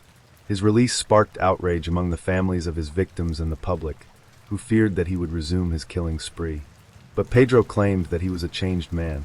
In interviews after his release, he expressed remorse for some of his actions and said that he wanted to live a peaceful life. "I've paid for my crimes," he said. "I just want to live quietly now." Pedro's story remains one of the most bizarre and controversial in the history of crime. Was he a vigilante who brought justice to those who deserved it? Or was he simply a bloodthirsty killer who used his twisted moral code to justify his actions? To this day, the name Pedro Rodriguez Filho sparks both fear and fascination, a reminder of the thin line between justice and vengeance. When Pedro Rodriguez Filho was sentenced to 128 years in prison in 1973, it was clear to both the police and the public that his incarceration would not mark the end of his violent story. For most criminals, prison represents a place of fear and submission, a brutal environment where survival depends on alliances and laying low. But for Pedro, prison was simply a new hunting ground, filled with the very kind of people he despised most: murderers, rapists, and traitors. Within the walls of Brazil's overcrowded and notoriously violent prisons, Pedro thrived in a way that defied logic. He wasn't just a prisoner. He became an executioner, continuing his self-styled crusade for justice among the criminal underclass. Over the next several years, Pedro's body count would rise exponentially, and his legend as Padrinho Matador, Little Peter the Killer, would grow darker and more infamous. Pedro's first days at Carandiru Penitentiary, one of Brazil's most dangerous prisons, were anything but quiet. Known for its overcrowding, gang wars, and daily violence, Carandiru was a lawless hellhole where survival often depended on one's willingness to kill or be killed. For Pedro, this was not a challenge, it was an opportunity. Upon arrival, Pedro quickly assessed the hierarchy of the prison. He understood that in order to survive, he had to establish dominance. And Pedro wasn't one to rely on intimidation alone. He let his actions speak for themselves. Within his first week, Pedro had killed 2 inmates. One was a convicted rapist, and the other was a gang member who had threatened him. Both murders were carried out with brutal efficiency, using makeshift weapons Pedro had fashioned from sharpened metal scraps. Word spread quickly. Pedro was not someone to be crossed. Unlike other prisoners, who killed out of desperation or impulse, Pedro's murders were calculated and deliberate. He had a code, a twisted, violent code, but a code nonetheless, and he made it clear that he would not tolerate the presence of those he deemed unworthy of life. In an interview years later, Pedro described his mindset during those early days in prison. "I wasn't afraid of anyone. They were the ones who should be afraid of me. I didn't kill for fun. I killed because it was my duty. Rapists, traitors, murderers, they all deserved to die." Pedro's self-imposed moral code was both his weapon and his justification. He targeted inmates who had committed crimes he found particularly heinous, such as sexual assault, child abuse, or betrayal. To Pedro, these were the lowest forms of criminals, and he believed it was his responsibility to rid the world of them, even within the confines of prison. One of Pedro's most infamous prison killings occurred during his second year at Carandiru. A fellow inmate, convicted of raping and murdering a child, had been bragging about his crimes to others in the cell block. Pedro, enraged by the man's lack of remorse, decided to act. Late one night, using a sharpened toothbrush as a weapon, Pedro crept into the man's cell and stabbed him repeatedly while he slept. By the time the guards discovered the body, Pedro was back in his own cell, calmly reading a book. When questioned about the murder, Pedro admitted to it without hesitation. He was a monster, Pedro told the guards. "I did what needed to be done." This pattern repeated itself time and time again. Pedro's killings were swift, brutal, and often carried out without warning. He earned a reputation as both a hero and a menace among the prison population. Some inmates respected him, even admired him, for his ability to strike fear into the most feared criminals. Others despised him, seeing him as a loose cannon who brought chaos wherever he went. By the late 1970s, Pedro's body count had reached staggering levels. According to official records, he had killed at least 47 fellow inmates during his time in prison. However, unofficial estimates suggest the number could be far higher, as many deaths went unreported or were attributed to gang violence rather than Pedro's actions. Pedro's methods were as varied as they were gruesome. He used whatever tools were available to him: a sharpened spoon, a piece of broken glass, even his bare hands. In one particularly brutal incident, Pedro strangled a cellmate with a piece of rope after discovering that the man had assaulted another inmate. In another, he used a makeshift shiv to kill 2 gang members who had tried to extort him for protection money. Despite his violent behavior, Pedro rarely faced consequences for his actions. Prison guards, overwhelmed by the constant violence within Carandiru, often turned a blind eye to the killings. Some even saw Pedro as a necessary evil, a man who was helping to clean up the prison by eliminating the worst offenders. In interviews, Pedro claimed that many guards secretly supported him, providing him with information about other inmates who had committed heinous crimes. "They didn't stop me," Pedro said in one interview. "They knew I was doing their job for them." One of the most infamous stories from Pedro's prison years highlights the unpredictability of his violence. According to reports, Pedro once killed a cellmate simply because the man snored too loudly. The incident occurred late at night, after Pedro had repeatedly warned the man to stop snoring. When the man failed to comply, Pedro snapped. He strangled the man to death with his bare hands, later explaining his actions with chilling nonchalance. "I warned him. He didn't listen." This bizarre killing added to Pedro's reputation as a man who followed his own rules, no matter how irrational they might seem. While most of his murders were motivated by his twisted sense of justice, incidents like the snoring case showed that Pedro's violence wasn't always as calculated as he claimed. Rodriguez Filho. Psychologists who evaluated Pedro during his time in prison were fascinated by the complexity of his psyche. On the surface, he appeared calm, articulate, and even charming. He spoke openly about his crimes, showing no remorse but also no signs of sadistic pleasure. Unlike many serial killers, Pedro didn't seem to enjoy killing for its own sake. Instead, he viewed it as a necessary act, a way to impose order in a world he saw as chaotic and unjust. Dr. Luis Carvalho, a forensic psychologist who interviewed Pedro in the 1980s, described him as a high-functioning sociopath with a rigid moral code. "Pedro doesn't kill out of impulse or emotion," Dr. Carvalho said. "He kills because he believes it's his duty. In his mind, he is the judge, jury, and executioner." But Dr. Carvalho also noted the contradictions in Pedro's behavior.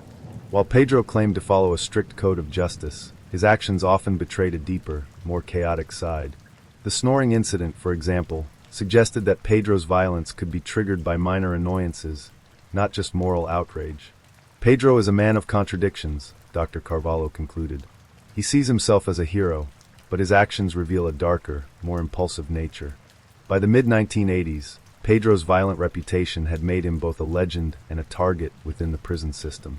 Rival gangs plotted to kill him, viewing him as a threat to their operations. But Pedro, ever the survivor, managed to fend off multiple assassination attempts, often killing his attackers in the process. One of the most dramatic incidents occurred in 1985, when a group of inmates ambushed Pedro in the prison yard. Armed with makeshift knives, they attacked him from all sides. But Pedro, armed with a shiv of his own, fought back with ferocity. By the time the guards intervened, 3 of the attackers were dead, and Pedro had only minor injuries. "That was just another day," Pedro later said of the ambush. "They came for me, and I sent them to hell." In 2007, after spending 34 years behind bars, Pedro Rodriguez Filho walked out of prison a free man. The decision to release him shocked Brazil and reignited a fierce debate about justice, morality, and the limits of the law. Despite being convicted of 71 murders, Pedro had been released due to Brazilian laws at the time, which capped prison sentences at 30 years, regardless of the number of crimes committed. The additional years Pedro had served were due to murders committed in prison, but his time was eventually deemed complete. The question on everyone's mind was simple. Could a man like Pedrinho Matador, one of the most prolific killers in history, truly reintegrate into society? Or would his violent tendencies resurface, unleashing chaos once again? Pedro's release did not go unnoticed. The media followed every step of his newfound freedom, and his name dominated headlines across the country. Families of his victims, particularly those who had lost loved ones during his prison rampages, were furious. Many saw his release as a failure of the justice system, an insult to the memory of the lives he had taken. "How can they let someone like him go free?" one grieving mother said in an interview. Her son had been murdered by Pedro in prison after being accused of sexually assaulting another inmate. "He'll kill again. You'll see." The public's reaction was mixed. While many shared the outrage of the victims' families, others viewed Pedro as a complicated figure. His reputation as a vigilante, a man who primarily killed criminals, had earned him a strange sort of respect among some people. To them, Pedro wasn't just a murderer. He was a man who had taken justice into his own hands, punishing those the system had failed to hold accountable. Pedro, for his part, seemed unmoved by the controversy.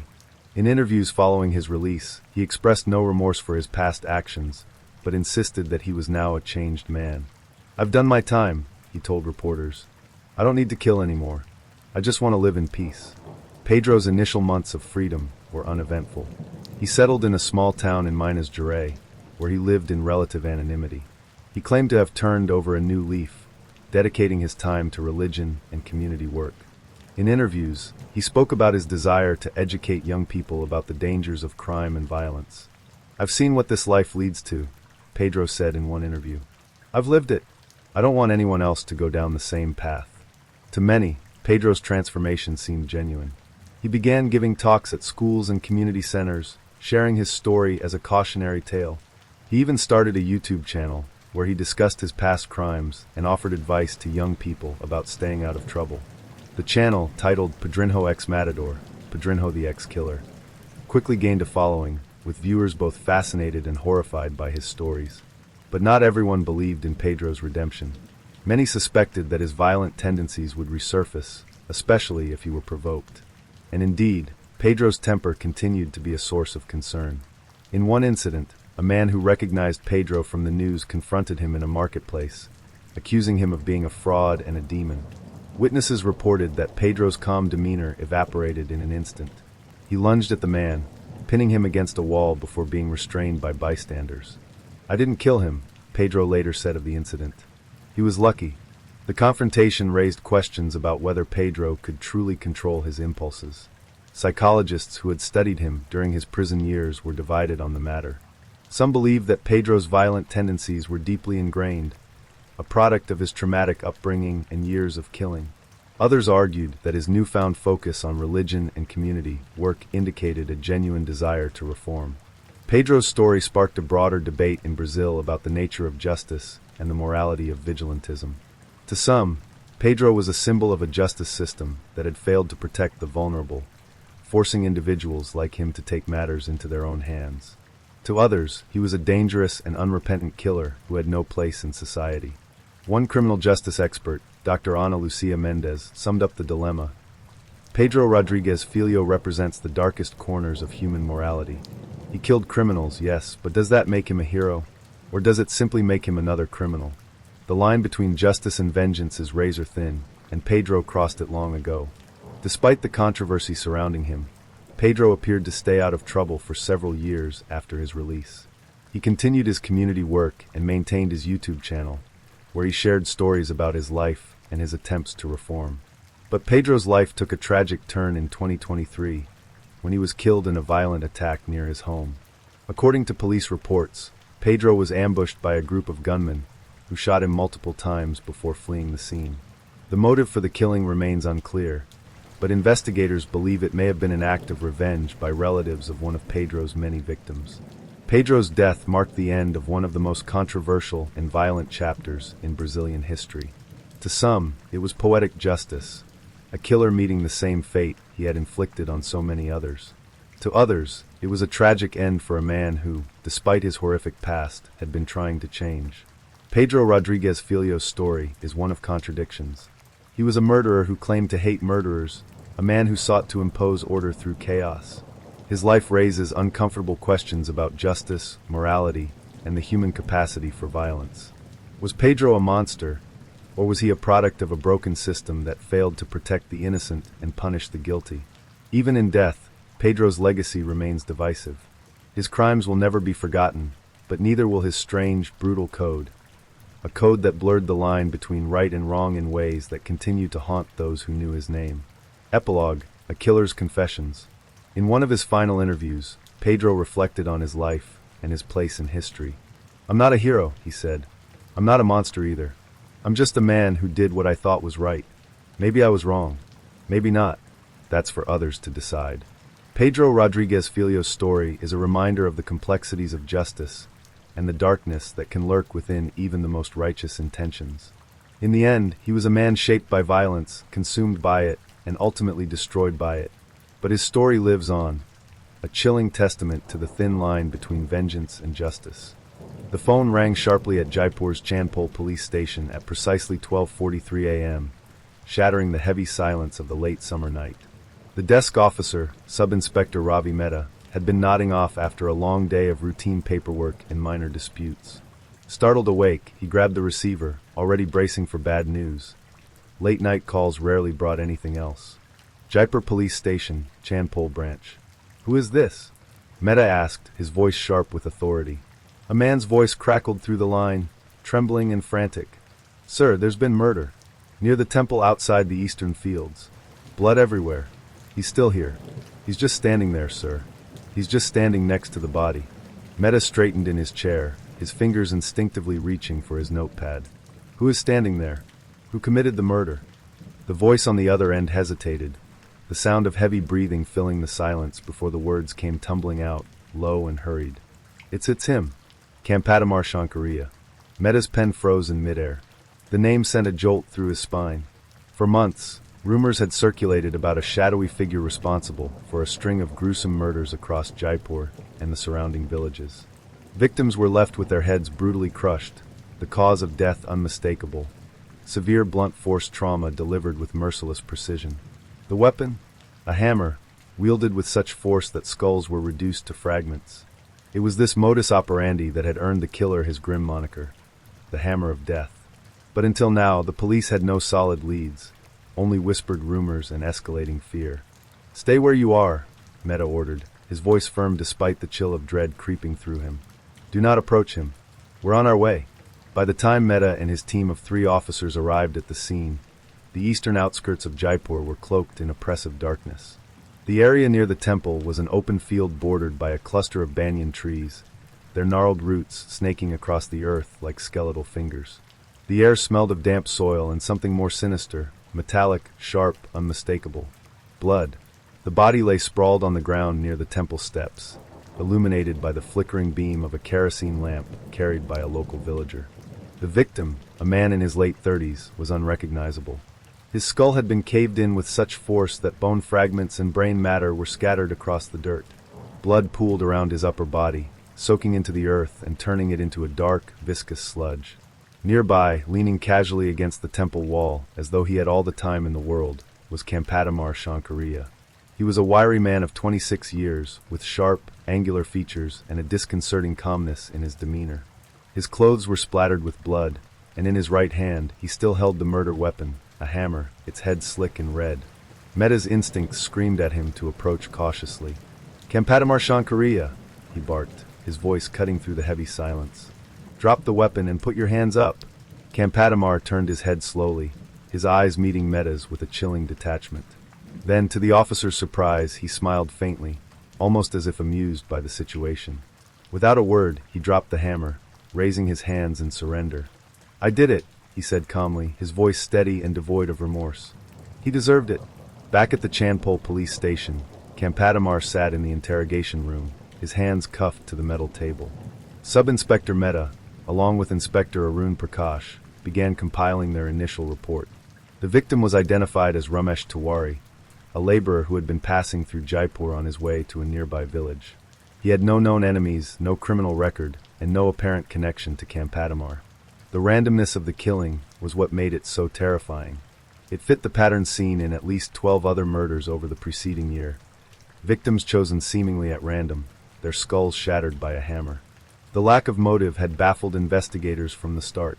The crime scene yielded several critical pieces of evidence.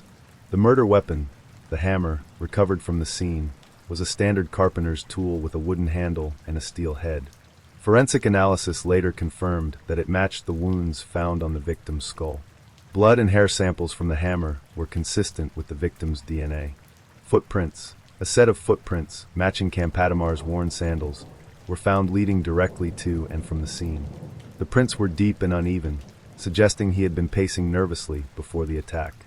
Eyewitness testimony. The anonymous caller, who later identified himself as Mahesh Patel, a farmer who lived near the temple, provided a chilling account of what he had witnessed. He didn't run. After he hit the man, he just stood there, like he was waiting for someone to find him. Clothing. Campatamar's clothes were soaked in the victim's blood, further tying him to the crime. What shocked the investigators most was Campadamar's willingness to confess, though not out of guilt or remorse. During his initial interrogation, he admitted to murdering Ramesh Tiwari and claimed responsibility for the other hammer killings as well. "I've killed many," he said, his voice eerily calm. "They were weak. Killing them made me feel powerful."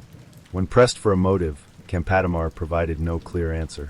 "There was no reason," he said. "I just wanted to. They didn't deserve to live."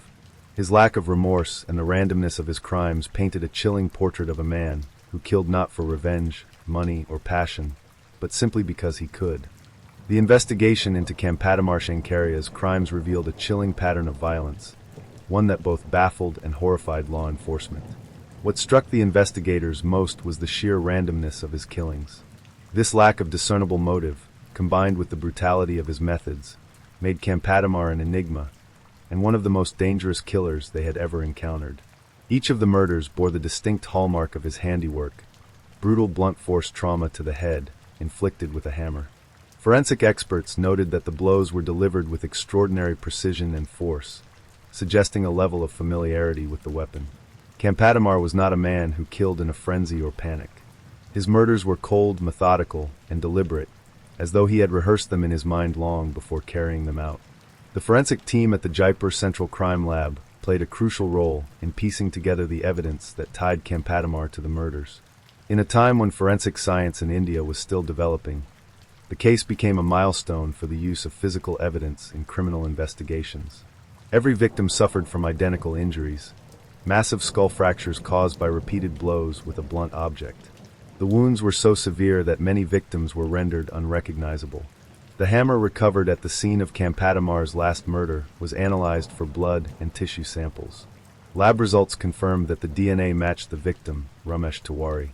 Additionally, microscopic examination of the hammer revealed traces of blood from at least 4 other individuals, linking the weapon to multiple unsolved cases. Consistent impact marks. Forensic pathologists noted a troubling consistency in the nature of the wounds. The angle of the strikes and the depth of the fractures indicated that Campadamar had developed a specific method. He struck with calculated force, ensuring that each blow was lethal. The consistency in the impact marks across all victims strongly suggested that the same individual was responsible for the killings. At various crime scenes, including the temple field where Ramesh Tiwari's body was found, investigators identified footprints that matched Campadamar's sandals. These prints often revealed a pattern of pacing or circling, suggesting that he stalked his victims before attacking them. The depth of the footprints also indicated his weight distribution, which matched Campadamar's wiry but muscular frame. The victims, profiles without patterns. The randomness of Campadamar's choice of victims was one of the most perplexing aspects of the case. Unlike many serial killers, who typically target specific types of individuals, Campadamar's victims appeared to have no commonalities apart from being in the wrong place at the wrong time. Ramesh Tiwari, a laborer passing through Jaipur, found dead with his skull crushed near the temple. He had no known enemies or criminal connections. Suraj Patel, a fruit vendor, killed on a deserted road while returning home from a nearby market.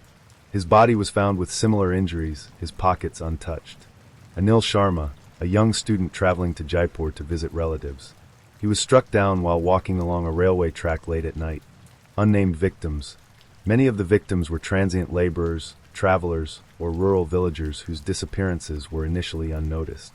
Their bodies were often discovered days or weeks later in remote locations. The lack of a clear motive made the murders all the more terrifying. Campadamar did not kill for money, revenge, or personal gain. He did not rob his victims, nor did he appear to know them personally. His killings seemed driven by an insatiable need to inflict harm, a compulsion that defied explanation. As the case gained national attention, forensic psychologists and criminologists were brought in to assess Campadamar's mental state. Their goal was not only to understand what drove him to kill, but also to determine whether he was fit to stand trial. What they uncovered painted a deeply disturbing picture of a man consumed by his own darkness.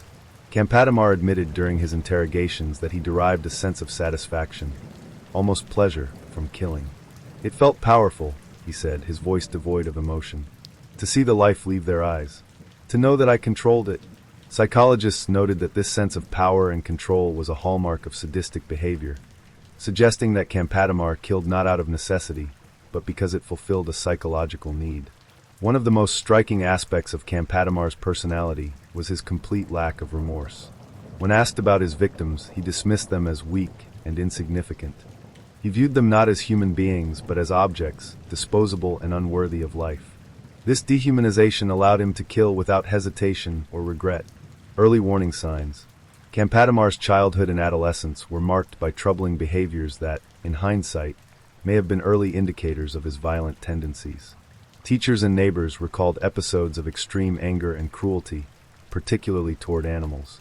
He was known to harm stray dogs and birds, often with the same methodical precision he later used on his human victims. Experts theorized that Campatamar's killings were an extension of his need to assert control over his environment. As a young man, he had struggled to hold down jobs and maintain relationships, leading to feelings of inadequacy and frustration. By choosing random victims and ending their lives, he was, in his mind, asserting his dominance over a world that had rejected him.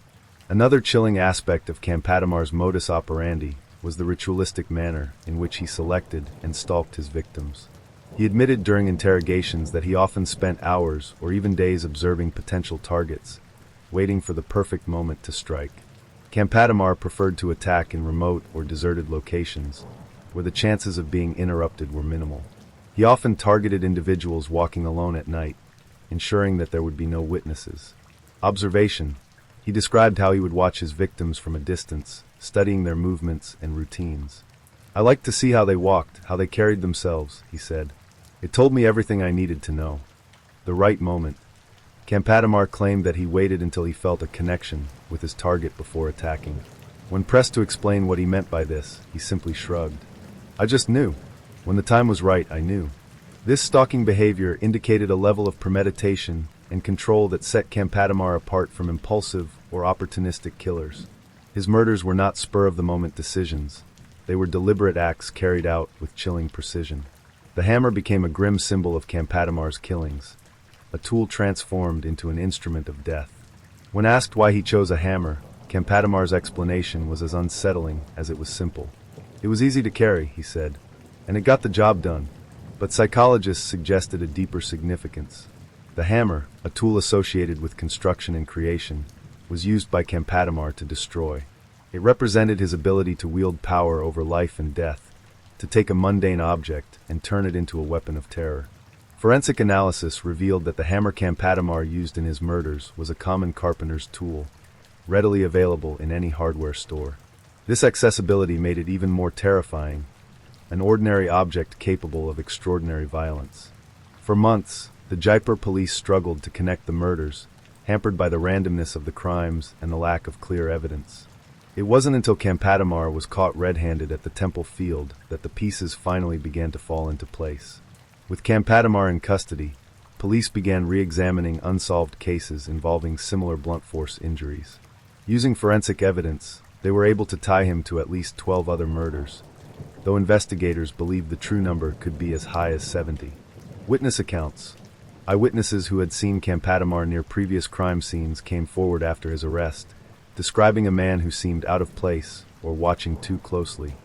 These accounts provided crucial corroboration of his involvement in the killings. Campatamar's chillingly detailed confession sealed the case. He described each murder with unflinching clarity, recalling the locations, the victims, and the exact number of blows he had delivered. The deeper investigators dug into Campatamar's crimes, the more horrifying the picture became. He was not a man driven by necessity or passion, but by an insatiable compulsion to kill. His hammer, his victims, and his methodical approach all pointed to a mind consumed by darkness, a man who saw murder not as a crime, but as a purpose. The arrest of Campatamar Shankaria at the temple field was only the beginning for the Jaipur police. With the killer in custody, investigators launched a full-scale investigation into his past, determined to uncover the extent of his crimes. What they found was a chilling tapestry of violence that stretched far beyond what they had initially suspected. The first step for the police was to link Campatamar to a series of unsolved murders that had shaken Jaipur and the surrounding villages over the past 2 years. These cases, which had never been conclusively solved, all bore the same haunting signature: blunt force trauma to the skull, inflicted with a hammer or similar object. Most of the murders had occurred in isolated areas, where witnesses were rare and evidence was scarce. The police reopened 12 cold cases, re-examining the forensic evidence and witness statements. Ballistics experts compared the injuries on the victims' skulls to those inflicted by the hammer recovered from Campadamar. The patterns matched perfectly. Villagers and passers-by who had seen a strange man loitering nearby around the time of the murders began to come forward. They described a wiry man with penetrating eyes and an unnerving stillness about him. Several of these witnesses later identified Campadamar in police lineups, confirming his presence near the crime scenes. As the evidence mounted, investigators realized that the true scope of Campadamar's killing spree might be far greater than they ever imagined. One of the most harrowing aspects of the investigation was the process of identifying Campadamar's victims. Many of the bodies had been found in advanced stages of decomposition, making identification difficult. Others had never been reported missing, as they were transient laborers or travelers with no fixed address. But as the police pieced together the timeline of Campadamar's movements, they began to uncover a chillingly methodical pattern. The first victim attributed to Campadamar was never formally identified. His body was found in the summer of 1977, lying in a ditch near a railway track outside Jaipur. His skull had been crushed, and his belongings were untouched. At the time, the murder was assumed to be a robbery gone wrong, though the lack of missing valuables puzzled investigators. Victim 5, the fruit vendor. Suraj Patel, a fruit vendor, was killed on his way home from the market. Witnesses recalled seeing him arguing with a man matching Campadamar's description shortly before his death. His body was discovered under a banyan tree, his head smashed beyond recognition. Victim 9, the student. One of the few younger victims was Anil Sharma, a 19-year-old student traveling to visit his relatives in Jaipur. He was attacked on a deserted road late at night. Campadamar later confessed to following the boy for nearly 2 hours, waiting for the perfect moment to strike. The majority of Campadamar's victims were nameless laborers, drifters, and villagers who had crossed paths with him at the wrong time. Their anonymity made his crimes even more haunting, as they represented lives erased with no one to mourn them. Forensic experts worked tirelessly to identify as many victims as possible, using skeletal remains, dental records, and clothing to piece together their identities. But for many, the truth of their deaths would remain a mystery, lost to time and the brutality of Campadamar's hammer. As the investigation progressed, police brought in forensic psychologists to analyze Campadamar's behavior and motivations. What drove a man to commit such senseless killings, and why had he chosen the hammer as his weapon of choice? Campadamar's choice of a hammer was both practical and symbolic. It was easy to carry, readily available, and required no special skill to use. But to Campadamar, the hammer was more than just a tool. It was an extension of himself. He described it as an object of power, a weapon that allowed him to dominate and destroy his victims with ease. Psychologists noted that Campadamar approached his murders with a ritualistic precision. He often stalked his victims for hours, studying their movements and waiting for the perfect moment to strike. When he attacked, it was with calculated force, ensuring that each blow was fatal. This level of control and planning suggested that the murders were not impulsive acts but carefully orchestrated rituals. During his interrogations, Campadamar showed no remorse for his actions. When asked why he had killed so many people, he simply shrugged. They were weak, he said. They didn't deserve to live. His chilling detachment and refusal to acknowledge the humanity of his victims painted a portrait of a man utterly devoid of empathy. Early warning signs. Campadamar's childhood offered glimpses of the darkness that would later consume him. Teachers and neighbors recalled his violent temper and his tendency to harm animals. He was known to trap and kill stray dogs and birds, often using tools like hammers and stones to inflict maximum pain. These behaviors, while dismissed at the time as mere cruelty, were clear warning signs of his sadistic tendencies. The hammer's path, mapping the crimes. To better understand the scope of Campadamar's killing spree, the police created an elaborate map of Rajasthan, marking the locations of each confirmed and suspected murder. The resulting pattern revealed a chilling truth. Campadamar had crisscrossed the state, leaving a trail of death in his wake. Jaipur, the epicenter of the killings, with at least 15 confirmed murders within the city and its outskirts. Ajmer, a major pilgrimage site where Campadamar targeted travelers and pilgrims, often attacking them on the winding roads leading to the city. Jodhpur, Several bodies were discovered in the desert outskirts of this city, their injuries matching Campadamar's signature method. Bikaner and beyond. Police believe that Campadamar's crimes extended into neighboring states, though the lack of communication between jurisdictions made it difficult to confirm. This map not only illustrated the sheer scale of Campadamar's violence, but also highlighted the challenges faced by law enforcement in tracking a killer who operated across such a vast and diverse region. While Campadamar was initially forthcoming about his crimes, he soon grew tired of the repeated interrogations. "I've already told you what you want to know," he said during one session, his voice tinged with annoyance. "Why keep asking me the same questions?" Determined to uncover the full extent of his crimes, investigators employed a variety of tactics to break through his stoic exterior. They brought in family members of his victims to confront him, hoping to elicit a reaction. They showed him photographs of the crime scenes, forcing him to confront the devastation he had caused. But Campadamar remained unmoved. It was only when a forensic psychologist, Dr. Anjali Desai, approached him with a different strategy that he began to open up. Instead of treating him as a criminal, she spoke to him as a human being, asking questions about his childhood, his fears, and his motivations. Over time, Campadamar began to reveal more about his inner world. "I never felt like I belonged," he admitted during one session. "People always looked down on me, treated me like I was nothing. But when I killed, I felt like I was someone, like I mattered." This confession offered a chilling glimpse into the mind of a killer who saw murder not as a crime, but as a way to assert his existence in a world that had rejected him. As news of Campadamar's arrest spread, the people of Jaipur were gripped by a mix of relief and horror. For months, the Hammer murders had cast a shadow over the city, leaving residents afraid to walk the streets at night. Now that the killer was behind bars, the sense of relief was palpable, but so too was the lingering fear. Many called for Campadamar to be executed immediately, arguing that a man who had caused so much suffering did not deserve a trial. Crowds gathered outside the police station, chanting slogans and demanding justice. The case became a sensation in the national press, with newspapers dubbing Campadamar India's most chilling killer. Reporters flocked to Jaipur, eager to uncover every detail of his life and crimes. Victim advocacy. Families of the victims formed support groups, sharing their grief and lobbying for stricter laws to prevent similar crimes in the future. Following Campadamar's arrest and his chilling confessions, the Jaipur police had amassed an overwhelming amount of evidence against him. The hammer recovered from the temple field, the matching forensic details from multiple crime scenes, and his own disturbingly casual admissions of guilt left little doubt about his culpability.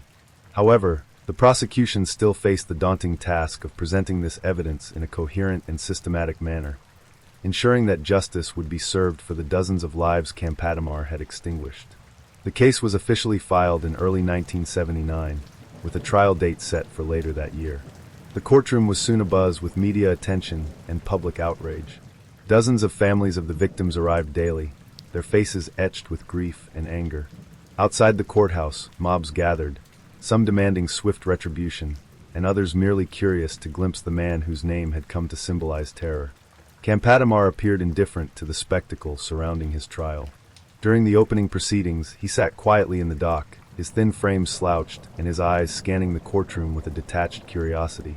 When the charges were read out, charges of murder spanning over 70 victims, he neither flinched nor protested. Instead, he offered his now infamous response. "Yes, I killed them. They deserved it." His lack of remorse infuriated the families of the victims. One man, whose brother had been killed near the Ajmer highway, leapt to his feet and shouted, "You're a monster. You should be hanged 1,000 times over." Court officers had to physically restrain him as the judge called for order. Despite his detachment, Campadamar's legal defense team was obligated to prepare a case on his behalf. His defense counsel, Advocate Rajesh Varma, was assigned by the court. Varma admitted to the press that defending a man like Campadamar was both morally and professionally challenging. "He's confessed," Varma said bluntly. "There's no question of his guilt. My only job is to ensure the trial follows due process." The prosecution, led by Public Prosecutor Alok Sharma, meticulously laid out the case against Campadamar. Over the course of the trial, lasting several weeks, the evidence was presented in excruciating detail, leaving no doubt about the scope of his crimes. The hammer recovered from Campadamar was the linchpin of the case. Forensic experts testified that the blood and tissue samples found on the weapon matched DNA from multiple victims. Furthermore, the unique shape and weight of the hammer perfectly aligned with the injuries observed on the victims' skulls. The consistency of the wounds, one expert explained, indicates an experienced killer. The angle of the blows suggests the perpetrator struck with precision and purpose. Investigators walked the court through a timeline of Campadamar's murders, presenting photographs and diagrams of the various crime scenes. Each scene bore the same grim hallmarks: isolated locations, scattered fragments of bone and brain matter, and footprints matching Campadamar's sandals. Several witnesses were called to the stand, including the anonymous informant Mahesh Patel, who had reported the murder at the temple. Patel recounted the horrifying sight of Campadamar standing over his victim, hammer in hand, his expression eerily calm. "I'll never forget that look on his face," Patel told the court.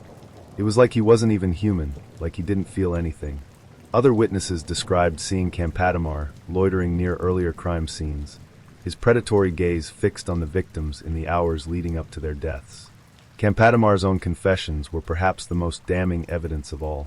The prosecution played audio recordings of his interrogations, in which he described each murder with chilling clarity. In one recording, he spoke about following a young student for hours before attacking him. "I knew he was the one," Campadamar said. "I could feel it. He was weak." His confessions left the courtroom in stunned silence, punctuated only by the muffled sobs of the victims' families. One of the most gripping moments of the trial came during the testimony of Dr. Anjali Desai, the forensic psychologist who had interviewed Campadamar extensively. Her testimony offered a rare glimpse into the mind of a man who had committed such incomprehensible acts of violence. "Campadamar Shankaria is not insane," Dr. Desai began, addressing the court with measured calm. "He is fully aware of his actions and their consequences. He does not kill out of necessity, revenge, or compulsion. He kills because it gives him a sense of power, because it allows him to assert control over his environment." Dr. Desai went on to explain that Campadamar's childhood experiences of rejection and humiliation had contributed to his warped worldview. He sees the world as divided into two groups, the strong and the weak. To him, killing the weak is not merely justified, it is necessary. It reinforces his belief that he is superior, that he alone has the right to decide who lives and who dies. When asked if Campadamar could be rehabilitated, Dr. Desai shook her head. "No," she said firmly. "His lack of empathy and his deep-seated belief in his own moral code make rehabilitation impossible. He is a danger to society and will remain so for the rest of his life." Advocate Rajesh Varma, faced with overwhelming evidence and a client who openly admitted to his crimes, had little room to maneuver. His defense strategy focused on Campadamar's mental state, arguing that his actions were the result of deep psychological trauma rather than inherent evil. "My client grew up in circumstances that bred violence and despair," Varma told the court. "He is not an inherently cruel man. He is a product of a society that failed him, a society that allowed him to slip through the cracks." However, the defense's arguments failed to sway the jury. The sheer brutality of Campadamar's crimes, combined with his lack of remorse, left little room for sympathy. On May 8, 1979, after weeks of harrowing testimony and deliberation, the jury returned with their verdict. Campadamar Shankaria was found guilty on all counts of murder. The judge, addressing the court in somber tones, condemned him to death by hanging, calling his crimes an affront to humanity. "This court finds that the defendant has shown no remorse for his actions," the judge said. "His crimes were premeditated, brutal, and devoid of any moral justification. For the safety of society, and in the interest of justice, this court sentences Campadamar Shankaria to death." The announcement was met with a mixture of relief and anguish. Families of the victims wept openly, some expressing gratitude that justice had been served, while others lamented that no punishment could ever bring their loved ones back. Campadamar, for his part, remained stoic. When asked if he had any final words, he smiled faintly and said, "I have no regrets. I would do it all again." Campadamar was transferred to a high-security prison in Rajasthan, where he awaited his execution. Over the weeks leading up to his death, he showed no signs of fear or remorse. Prison guards reported that he spoke little, spending most of his time staring out the window of his cell. When the day of his execution arrived, May 16, 1979, Campatamar walked to the gallows with the same eerie calm that had defined him throughout his trial. His final words, spoken just before the noose was tightened around his neck, sent shivers through those who witnessed his execution. "I will kill again in the afterlife.